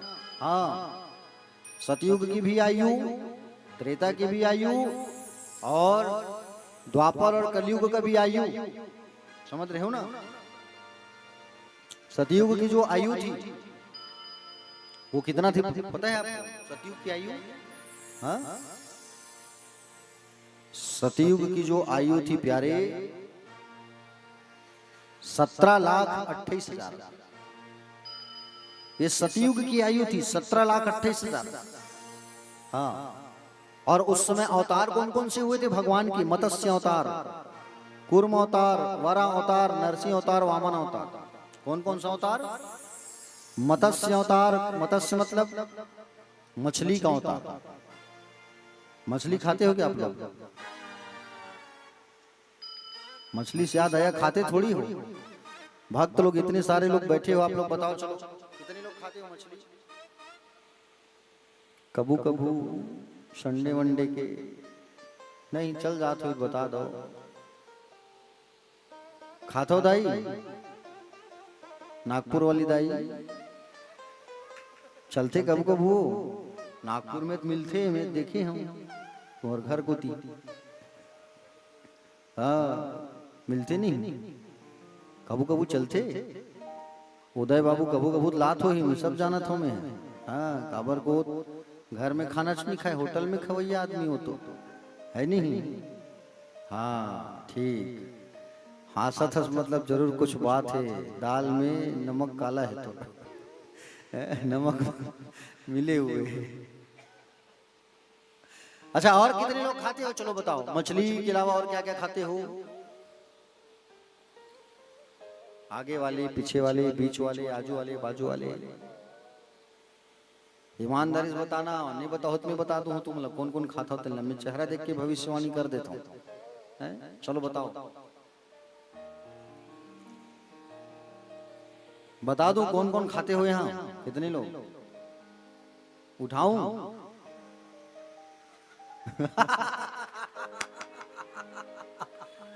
देखिए, उठाऊं कहे तो माता जी कैसे उड़ गई, पकड़ी गई।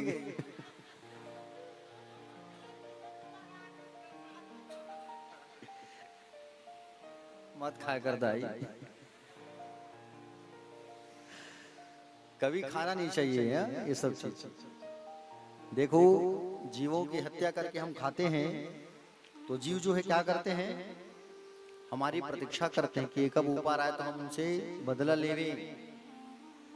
समझ रहे हो ना? इसलिए कभी जीव को नहीं खाना चाहिए मार के, अच्छी बात नहीं है। मरने के बाद कुंभी पाक नाम के नर्क में जाना होता है।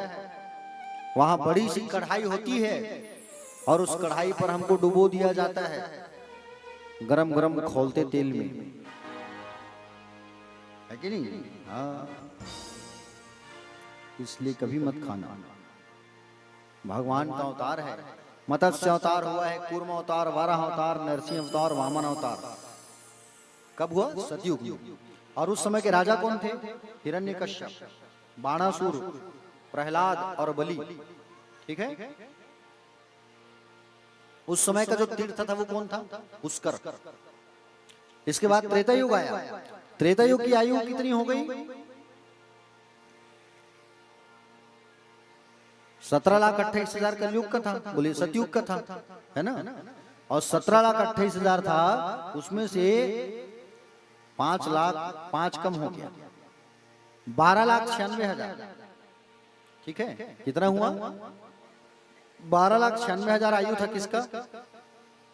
त्रेता युग का। समझ रहे हो ना? 12,96,000 आयु था। और उस समय का जो तीर्थ स्थान हुआ करता था वो था नैमिषारण्य। ठीक। अवतार कौन से हुए थे त्रेता युग में? परशुराम और राम जी का। ठीक है। सतयुग में सोने के पात्र से व्यवहार करते थे, त्रेता युग में चांदी के पात्र से व्यवहार करने लगे लोग। ठीक है। और उस समय राजा कौन थे? उस समय राजा थे भागीरथ, दिलीप, दशरथ और राम जी, त्रेता युग में। ठीक। त्रेता युग के बाद कौन सा युग आया? बोलो। त्रेता युग के बाद कौन सा युग है बंटी बाबू? कलयुग। तो कौन सा युग? हेल्पलाइन हम बतावत तिहल नहीं बतावत हंसते हैं पूछत तोला हम बता तो है ये हरे बता नहीं हरे बता के हैं। पत्नियां बेचारी कितना सपोर्ट करती है ना, देखो पति का। द्वापर युग। और द्वापर युग जो है त्रेता युग के बाद आया, इसकी जो आयु थी 8,64,000। ठीक है। कितना? 8,64,000। इसमें के जो राजा थे वो थे विराट, परीक्षित, युधिष्ठिर, कंस, ये सब राजा थे। और तीर्थ स्थान हुआ करता था कुरुक्षेत्र। ठीक। इसके बाद आया कलयुग। तो कलयुग की आयु कितनी हो गई? जस्ट आधा।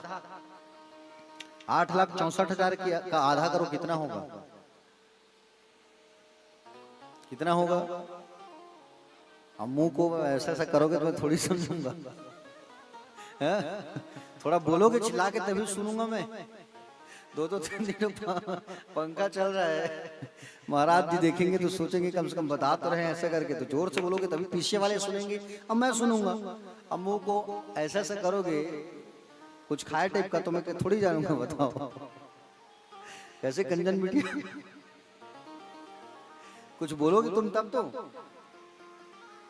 अच्छा एक बात बताओ, आप लोग पीछे वाले माता लोग बताना, सुनीता माता जी आप बताना, ये परीक्षित जन बने थे अगर आवाज तोर तक जावत है दाई बतावे तो आपको सुनाई दे रहे हैं माता जी? अब पाछू वाले मतलब जस्ट पाछू वाले नहीं सुना थे तो मोला का सुना है? गलत बोल रहा हूं? 4,32,000। काली एक ठन माइक रखवा हूं मैं तुम्हारा मंजर। ठीक है। साउंड वाले बाबू खाली एक ठन माइक रख दे, स्टैंड में लगा दे। तो बीच बीच में हुकारू दियो ना, कथम ध्यान नहीं रहे, भटकत रहे ध्यान। 4,32,000 कलयुग की आयु। ठीक है। और 4,32,000 कलयुग की आयु हो गई प्यारे। तो कलयुग का आगमन। ठीक है। और यहां भगवान का कौन कौन सा अवतार हुआ था? द्वापर युग में कृष्ण अवतार हुआ था, और कलयुग में अवतार हुआ था बुद्ध। और कल्कि का होगा भविष्य में, हुआ नहीं है। ठीक है। कल्कि का कब होगा? जब पाप बढ़ जाएगा कलयुग में, तब भगवान का कल्कि अवतार होगा। यहां तीर्थ क्या है? गंगा। कलयुग में तीर्थ माना गया है गंगा मैया को। ठीक है। और आराधना क्या करना है कलयुग में? कीर्तन। कलयुग में कीर्तन ही मुख्य है। कीर्तन बोले तो कीर्तन को उल्टा करोगे क्या होगा? कीर्तन। अब उल्टा करो इसको, क्या होगा कीर्तन का उल्टा? नर्तकी। नर्तकी मतलब नृत्य करना। भगवान के लिए नृत्य करो, कीर्तन को उल्टा कर दो। कीर्तन कीर्तन करते करते नाचो, और कीर्तन करते करते कहीं नाचना चालू कर दिए तो ये होता है नर्तकी। समझ रहे हो ना? हाँ, नर्तकी होता है प्यारे। तो कलयुग में एक ही साधन है, केवल कीर्तन, भगवान का भजन करो। राजा परीक्षित के चरणों में आ गया, कलयुग जो है झुक गया। और जब चरणों में जब झुका तो चरणों में जैसे ही झुका तो अतिथि है, माफ तो करना पड़ेगा। बोले कलयुग ने कहा महाराज मुझे क्षमा कर दो, आप छोड़ दो, मुझे मत मारो, मैं आपका शत्रु हूं ठीक है, लेकिन आपकी शरण में मैं आया हूं, इसलिए मुझे माफ कर दो आप। भगवान के बड़े प्यारे भक्त परीक्षित जी महाराज ने सोचा इसे माफ कर दूं मैं। तो परीक्षित जी महाराज ने कहा कि बोले ठीक है मैं तुम्हें स्थान दे रहा हूं, तुम वहीं रहना, ठीक है। तो स्थान दिया गया। कौन सा स्थान में दिया गया उसको? जुआ, इसलिए जुआ नहीं खेलना चाहिए। किसका वास होता है? कलियुग का। दूसरा स्थान दिया गया मदिरा, शराब, ठीक। तीसरा स्थान दिया गया हिंसा, बुराई, इसलिए बुराई नहीं करना। बुराई जब किसी की हम करते हैं तो वहां कलयुग आ जाता है। और चौथा क्या है? पर स्त्री गमन, समझ रहे हो ना। कलयुग ने कहा महाराज अच्छा स्थान दे दो, तब स्थान दिया सोने में। सोने में मतलब जोर से बोलो, सोने में मतलब स्वर्ण में, सोना। जा तुम्हें मैं सोने में स्थान दिया, अधर्म का सोना, पाप का सोना। कलयुग ने देखा कि बोले ये तो खुद ही पाप का मुकुट पहना है। अच्छा, कलयुग ने जिस गौ माता को मार रहा था वो गौ माता कौन थी पता है तुमको? पृथ्वी मैया थी, वो धरती मैया। अब वो बैल कौन था जिसका 3 पैर काट दिया है? वो बैल धर्म था, धर्म, सत्य, तप और दया। 3 पैर को काट दिया था, परीक्षित जी ने फिर से जोड़ दिया। कलयुग को जगा दे दिया सोने में, स्वर्ण में। कलयुग ने देखा राजा परीक्षित तो पहना है मुकुट, जाके बैठ जाऊं, जाके बैठ गया, स्थान मिल गया तो मुकुट में जाके बैठ गया। और मुकुट में जा करके बैठा, शिकार करने गया परीक्षित, शिकार करने गया, समीक महाराज के आश्रम पहुंच गया। प्यास लग रही थी, समीक महाराज के, समीक ऋषि के आश्रम में जाके पानी मांगने लगे, पानी दे दो, लेकिन कोई नहीं सुना। समीक महाराज साधना में, तपस्या में बैठे थे। गुस्सा आया परीक्षित को, मरा हुआ सांप को उठा करके गले में डाल दिया माला बना के और चला गया, ठीक है। इधर समीक महाराज का एक चेला जाके समीक महाराज के बेटे श्रृंगी को बता दिया, श्रृंगी ऋषि को। क्या बताया? श्रृंगी ऋषि को जाके बताया कि तुम्हारे पिता का अपमान हुआ है, और अपमान हुआ है तुम्हारा, ऐसा कहा करके जब जाके बताए, तब श्रृंगी ऋषि ने जल उठाया, मेरे पिता का उन्होंने अपमान किया, ऐसा कहा करके जल उठाया, और जल उठा करके श्राप दे दिया। जा मैं तुझे श्राप देता हूं राजा, तूने मेरे पिता का अपमान किया, मेरे पिता का तूने अपमान कर दिया। जा मैं तुझे श्राप देता हूं कि ठीक 7वें दिन बाद तेरी मृत्यु हो जाएगी, ठीक 7वें दिन बाद तू मर जाएगा। तूने मेरे पिता का अपमान कर दिया है, जा मैं तुझे श्राप देता हूं कि तूने मेरे पिता का अपमान किया है। उसी नागों का राजा तक्षक नाग आएगा और आकर के तुझे 7वें दिन में डसेगा, 7वें दिन में तेरी मृत्यु हो जाएगी। जा, तू 7 दिन का साथी है, तू जा, मैं तुझे श्राप देता हूं, ऐसा कह करके श्राप दे दिया। उधर राजा परीक्षित जब गए और जब पगड़ी को उतारा तो उसको मालूम चल गया कि मेरे हाथ से कुछ आज अनर्थ हुआ है, मेरे हाथ से कुछ आज गलत हो गया है। मैं इन हाथों से हमेशा दूसरों का कल्याण करता था, आज मेरे हाथ से पाप हो गया है, मुझे ऐसा लग रहा है, ऐसा आभास हो गया ना राजा को, क्योंकि राजा सत्कर्मी थे महाराज। हाँ, राजा सत्कर्मी थे। इधर श्रृंगी ऋषि आए पिता के पास, मरे हुए सांप को उतारा, और मरे हुए सांप को उतार करके पिता के चरणों के सामने बैठ गए, पिता के चरणों में झुक करके बैठ गए प्यारे, और पिता के चरणों में झुक करके बैठ करके रोने लगे। पिताजी आज आपका अपमान हो गया, पिता के चरणों में झुक करके रोने लगे, पिताजी आज आपका अपमान हो गया। पिताजी सांप को निकाला, बैठ गए रोते रोते, पिता के चरणों को पकड़ करके रो रहे थे। पिता का आंख खुल गया, और पिता का आंख खुला, पूछा पुत्र क्यों रो रहे हो तुम? तब बताया पिताजी आपका अपमान हो गया आज। बोले आज आपका अपमान हो गया। उस परीक्षित ने आपके गले में मरे हुए सांप को डाला, और मैं कैसे सहता कि मेरे आंख के सामने मेरे बाप का अपमान हो, पिता का अपमान हो। मैंने जल उठाकर उस राजा को घोर दंड, घोर श्राप दे दिया पिताजी। 7वें दिन में वो मर जाएगा, 7 दिन तक जीवित रहेगा, 7वें दिन में तक्षक आके डस लेगा, मर जाएगा वो। पिताजी कहे कैसी बात कर रहे हो तुम? तुम्हें ऐसा श्राप नहीं देना था, तुमने गलत कर दिया राजा। बोले पुत्र तुमको राजा परीक्षित को श्राप नहीं देना था। अरे धर्मात्मा राजा। बोले दयावान वो राजा, दयावान राजा जिसे तुमने श्राप दे दिया बेटा, उसे पता है कि नहीं? अरे जाओ, जा करके उसको खबर दो ताकि वो अपना कुछ कल्याण कर सके, राजा परीक्षित अपने जीवन को सुधार सके। गौर भाट नाम के शिष्य को भेजा गया। गौर भाट नाम का चेला गया और जाकर के परीक्षित को बताया, महाराज हमारे गुरु भाई ने आपको श्राप दिया है, 7वें दिन में आप मरने वाले हो महाराज, आप कुछ उपाय जरूर कर लेना, यही सूचना देने आया हूं। चला गया। परीक्षित को जब ये बात मालूम चला कि मेरी मृत्यु होने वाली है, आज मैं एक संत का अपमान कर दिया, एक ब्राह्मण का अपमान कर दिया।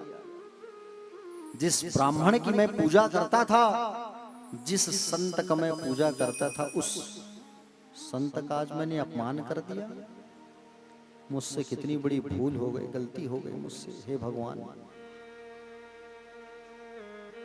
रो रहे हैं, आंखों में आंसू है प्यारे। तो आंखों में आंसू किस चीज की है? मृत्यु का नहीं, आंसू है केवल उस ब्राह्मण का, संत का अपमान हुआ, इसके कारण आंखों से आंसू गिर रहा है। कितना मुझसे गलत हो गया। बड़े बेटे को बुलाए जन्मेजय को और सिंहासन पर बैठा करके राज तिलक कर दिए। पुत्र आज से तुम यहाँ के सम्राट घोषित हो गए, यहाँ के राजा, और आगे राजपाट तुम अच्छे से चलाना। जो 3 बातें दादाजी लोग बताए थे, वही 3 बात पुत्र को बताया जन्मेजय को। और राजश्री वस्त्रों को उतार करके वनवासी वेशभूषा में राजा परीक्षित जी महाराज गंगा नदी के किनारे चले आए। हे भगवान, आप गर्भ में जाकर मेरी रक्षा किए थे, आज गुरु बन करके आ जाओ, गुरु बन करके आओ और मुझे ज्ञान की बात बताओ। 7वां दिन, 7 दिन बचा है, जीवन को सुधार लूं मैं, कुछ ऐसा करूं प्रभु, आप गुरु बन करके आओ और मुझे बता दो मैं क्या करूं। ज्ञान की वो बात, ज्ञान की वो कथा बता दो मुझे। आसपास के सभी लोगों को मालूम चल गया कि परीक्षित जो है मरने वाला है। आसपास के सभी संत वहां चले गए परीक्षित के पास, क्या होगा, कैसे होगा, सब। उसी समय नारद जी महाराज जंगल में गए, जहां समाधि पर बैठे थे सुखदेव भगवान। सुखदेव भगवान को जाकर के कहा कि महात्मा, अब आपका उचित समय आ गया है। जिस उद्देश्य से आपका इस धराधाम पर जन्म हुआ है, वो समय आ गया है। आप परीक्षित के पास जाओ, 7वें दिन में उसकी मृत्यु होगी, तक्षक नाग डसेगा। आप उनके पास जा करके उन्हें आप भागवत की कथा रसपान कराओ। सुखदेव भगवान उठे, कमंडल पकड़े और लंगोटा धारण किए हुए मानो आज उठ करके आ रहे हैं, तो ऐसा लग रहा है कि कैलाश पर्वत से साक्षात शंकर जी का आगमन हो रहा है। सुखदेव भगवान पृथ्वी पर विचरण करते हुए स्वेच्छा से सुंदर भगवान वहां पर उनका आगमन होता है। प्यारे भक्तजन, परीक्षित के पास भगवान आने लगे। तत्रा भवद भगवान व्यास पुत्रो यदृच्छया गामट गामनो नपेक्षा अलक्ष लिंगो निज लाभ तुष्टो वृतस्य बालर वधूत वेशा अवधूत वेश पर सुंदर पहुंच गए। सारे लोग मिल करके एक बार हाथ जोड़ करके प्यारे तन और मन से भगवान सुखदेव जी का जय जयकार लगाइए। बोलिए श्री सुखदेव जी भगवान की। सुखदेव भगवान चले आ रहे हैं। छोटे छोटे बच्चे जो हैं धूल फेंकने लगे। परीक्षित बोले सुखदेव भगवान के ऊपर। सुखदेव जी जा रहे हैं परीक्षित के पास। पहुंचे तब देखा वहां तो बड़े बड़े संत बैठे हैं, दादा परदादा सब 25,000 संत। सारे लोग खड़े हो गए और खड़े होकर के सुंदर उनका स्वागत करने लगे। आहा, प्रणाम करने लगे। पूजा किसकी होती है? जो उम्र में छोटा होता है, बड़ा होता है, पैसे वाला होता है, ये सब की नहीं। पूजा होती है ज्ञानी पुरुष की, जो ज्ञानी होता है। सारे लोग प्रणाम करने लगे। सुखदेव भगवान आए परीक्षित के पास। परीक्षित तो हाथ जोड़ करके आंख बंद करके बैठा था। परीक्षित के पास आके कहा, राजा आंख खोलो। राजा ने जैसे आंख खोला तो देखा मानो साक्षात भगवान सूर्य नारायण सामने खड़े हैं। यहाँ गदगद हो गए, चरणों में दंडवत लेट करके प्रणाम किया। आज मुझे सदगुरु की प्राप्ति हो गई। आज गुरुदेव आ गए। आज हे गुरुदेव, आपके चरणों में मेरा प्रणाम। हे प्रभु, हे गुरुदेव, आज आपका आगमन हुआ, मेरा जीवन धन्य हो गया। गुरु की पूजन करने लगे प्यारे, और गुरु की आराधना करने लगे। आज आपका दर्शन हो गया गुरु जी, मैं धन्य हो गया। इसलिए बीच बीच में अपने गुरु का दर्शन करते रहना चाहिए। जीवन सफल हो जाता है प्यारे जिस दिन गुरु जी का दर्शन हो जाता है। आज परीक्षित को दर्शन हो गया गुरु का, जीवन सफल हो गया। जिस दिन गुरु जी तेरा दर्शन होगा, उस दिन सफल मेरा जीवन होगा। जिस दिन गुरु जी तेरा दर्शन होगा, उस दिन सफल मेरा जीवन होगा। जिस दिन गुरु जी तेरा दर्शन होगा, उस दिन सफल मेरा जीवन होगा। जिस दिन गुरु जी तेरा दर्शन होगा, उस दिन सफल मेरा जीवन होगा।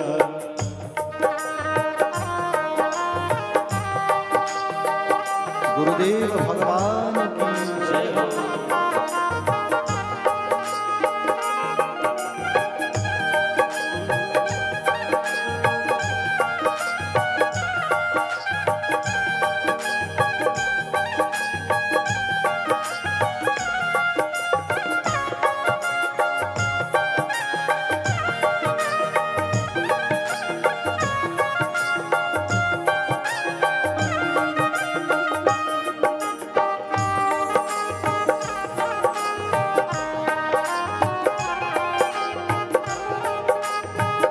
श्री राधे।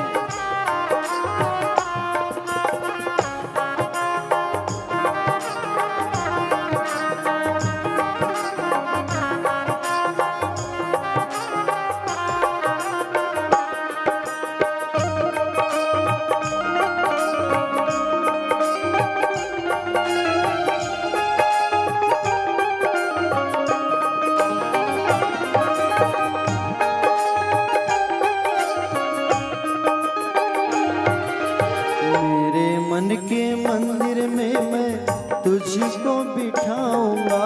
मेरे मन के मंदिर में मैं तुझको बिठाऊंगा। मेरे मन के मंदिर में हो, मेरे मन के मंदिर में मैं तुझको बिठाऊंगा, भाव भरे उपहार तेरे चरणों में चढ़ाऊंगा, भाव भरे उपहार तेरे चरणों चढ़ाऊंगा। असुवन की धारा से परचन होगा, असुवन की गुरुदेव परचन होगा। उस दिन सफल मेरा जीवन होगा, उस दिन सफल मेरा जीवन होगा।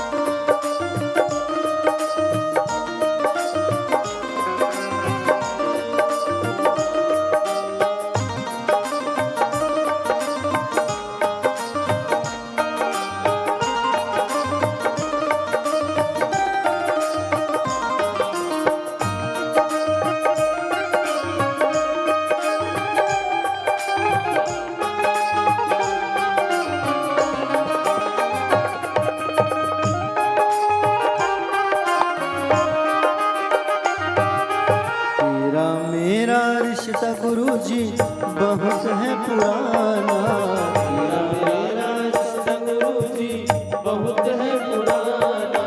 तेरा मेरा रिश्ता गुरुजी हो, तेरा मेरा रिश्ता गुरुजी बहुत है पुराना। मुझको गुरुजी मेरे कभी ना बुलाना, मुझको गुरुजी मेरे कभी ना बुलाना। ध्यान तेरा जब निस दिन होगा, ध्यान तेरा जब निस दिन होगा, उस दिन सफल मेरा जीवन होगा, उस दिन सफल मेरा जीवन होगा।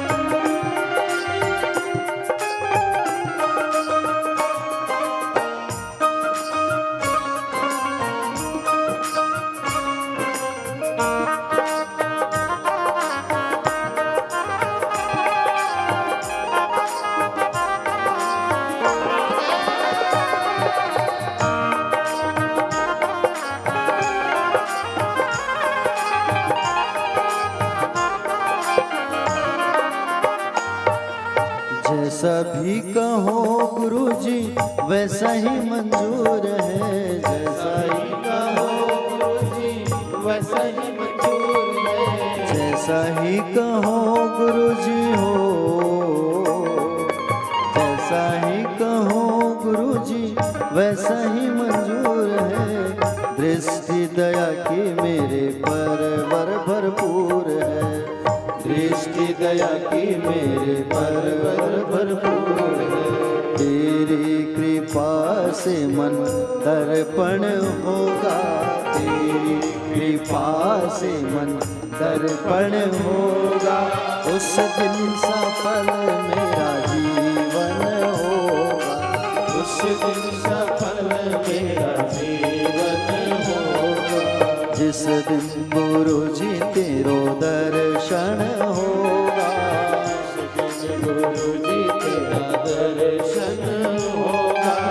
उस दिन सफल मेरा जीवन होगा।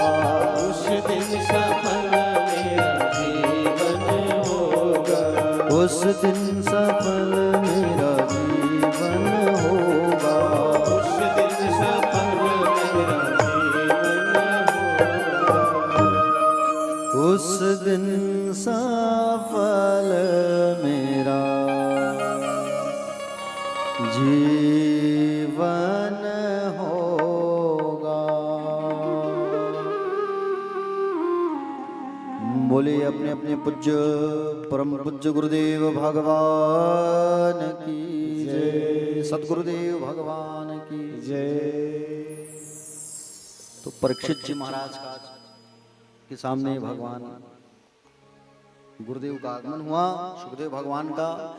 और सुखदेव भगवान जैसे ही आए, परीक्षित जी महाराज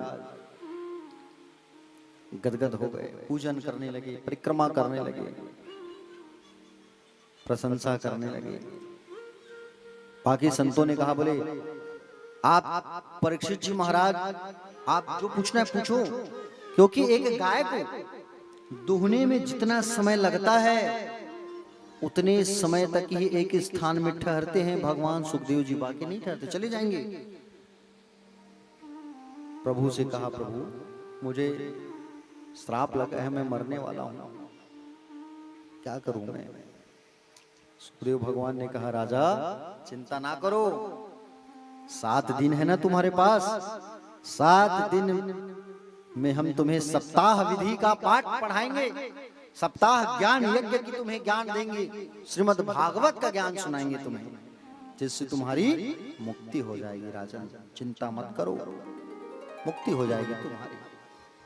तुमसे पहले और कई राजा हुए हैं यहाँ धरातल पर।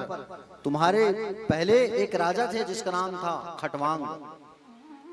जब इसको मालूम चला कि उनकी मृत्यु होने वाली है, देवासुर संग्राम में देवताओं का साथ दिया खटवांग ने। देवताओं से पूछा, मेरी आयु और कितनी बची महाराज? तब बताया, आपकी आयु थोड़ी सी बची है, 2 घड़ी मात्र। जाके भगवान के चरणों को पकड़ लिया, और भगवान के चरणों को जब जा करके पकड़ा, मुक्ति हो गई। तो तुम्हारे पास तो 7 दिन है राजन, हम तुम्हें भागवत की कथा सुनाएंगे, चिंता ना करो।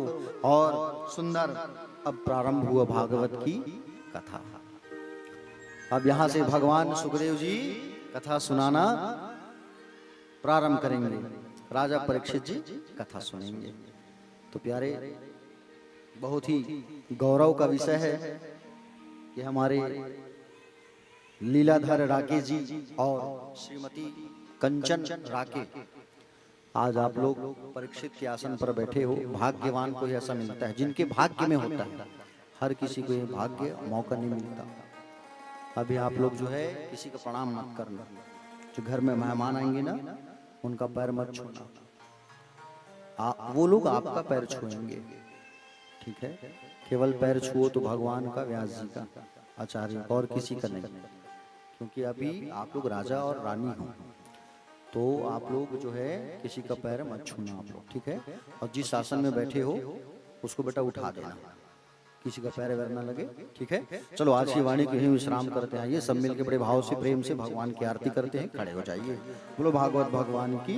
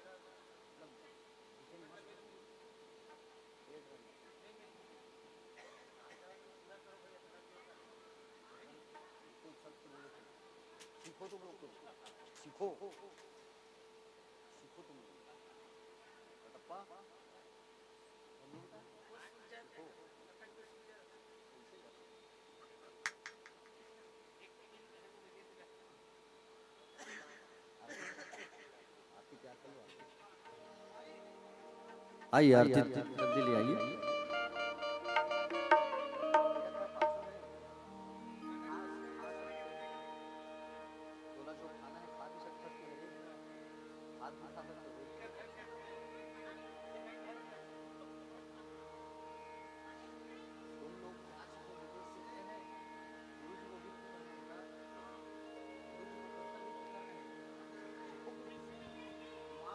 आइए सभी भक्त अपने अपने स्थान पर खड़े रहेंगे, पीछे वाले भी। और आरती के तत्पश्चात आप सभी प्रसाद लेकर ही अपने गृह स्थान को प्रस्थान कीजिएगा। और कल की जो कथा है, पावन चरित्र, भगवान श्री शिव जी की विवाह होगी, सती चरित्र होगी, आदि आदि प्रकार के समस्त चरित्रों का आप सभी रसपान करेंगे। और निवेदन करूं आप सभी भक्तों से कि अब जो भी यहाँ बाहर से आए हुए हैं वह सभी हमारे परम पूज्य व्यास जी के YouTube चैनल को आप लोग सब्सक्राइब कीजिएगा, लाइक कीजिएगा और अपने घर पर जाकर उसे पुनः देख सकते हैं, जो कि पुरानी जो यादें हैं वो ताजी हो जाती है कभी कभी, है ना। तो आप लोग निवेदन करूं, आप लोग सब्सक्राइब जरूर कीजिएगा, लाइक जरूर कीजिएगा और अपने घर में जाके एक बार फिर से देखिएगा कि कहाँ पर गुरु जी क्या क्या बोले हैं और किस चीज को करने से हमें क्या फल प्राप्ति होती है, वो सब पूर्ण रूप से हमें ज्ञान होता है ना। तो निवेदन करूं आप सभी सब्सक्राइब कीजिएगा, लाइक कीजिएगा और कमेंट करेंगे। और आप सभी भक्तों को कल पुनः 1:30 बजे से अधिक संख्या पर उपस्थित होना है और 1:30 बजे से हरि इच्छा तक, भगवान की इच्छा तक इस राके परिवार की समस्त कथाओं का आप सभी रसपान करेंगे पूर्ण रूप से। और भगवान श्री शिव जी की महाकाल बाबा की कल सुबह विवाह उत्सव है। आप सभी भक्तगण अधिक से अधिक संख्या पर आएंगे, भगवान श्री शिव जी के विवाह पर आनंद लेंगे। झांकी के माध्यम से ढोल नगाड़ा बजते हुए भगवान श्री शिव जी के विवाह होगी। तो निवेदन करूं आप सभी भक्तगण से कि अधिक से अधिक संख्या पर आइएगा और अपना जीवन कृतार्थ कीजिएगा। और इनको भी ऐसे निवेदन करूं कि प्रसाद की तैयारी करके रखेंगे। जय श्री कृष्ण, जय राधे, जय घनश्याम, हर हर महादेव।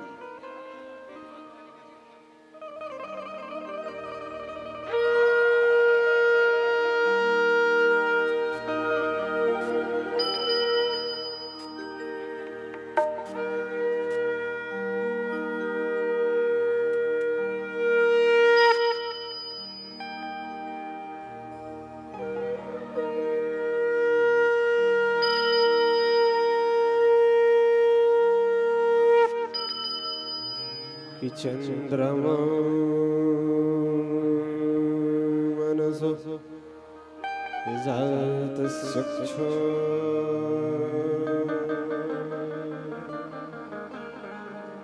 सूरज अजायत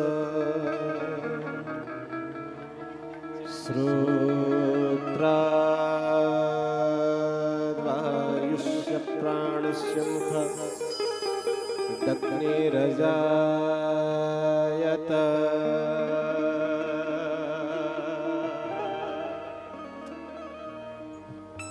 बोलो गणेश भगवान की, भागवत भगवान की, पूज्य गुरुदेव महाराज की।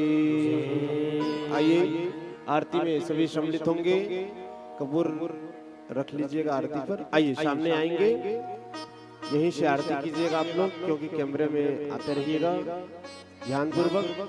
जो माताएं धूप जला रही हैं थोड़ा साइड हो जाएंगे, आरती प्रारंभ होने जा रही है। बोला वृंदावन बिहारी लाल के।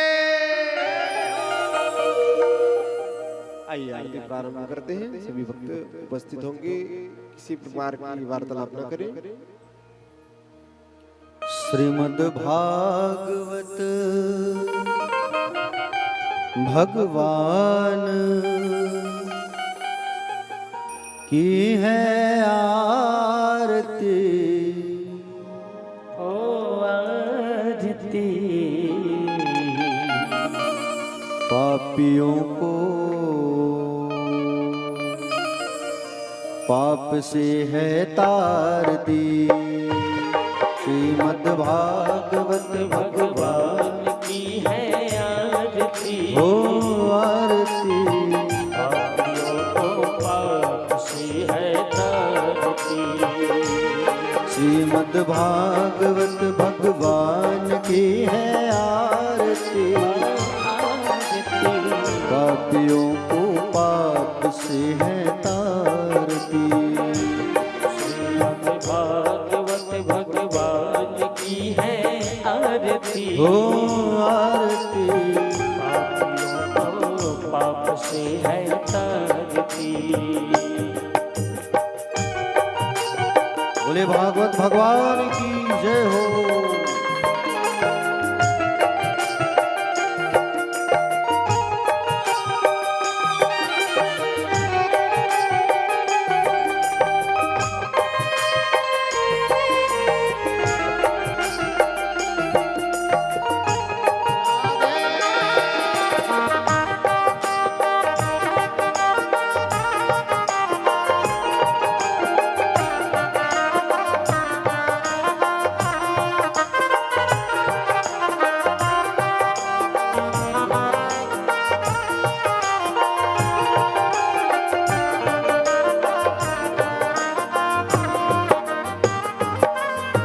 शांति गीत पावन पुनीत पापों को मिटाने वाला, हरि दर्श कराने वाला। शांति गीत पावन पुनीत पापों को मिटाने वाला, हरि दर्श कराने वाला। ये शांति गीत पावन पुनीत पापों को मिटाने वाला, हरि दर्श कराने वाला। ये शांति गीत पावन पुनीत पापों को मिटाने वाला, हरि दर्श कराने वाला। ये सुख करणी ये दुख हरणी, ये सुख करनी ये दुख हरनी, ये सुख करणी ये दुख हरणी। ये सुख करनी ये दुख हरनी। श्री मधुसूदन की आरती, पापियों को पाप से है तारती। श्रीमद् भागवत भगवान की है आरती, हो आरती, पापियों को पाप से है तारती।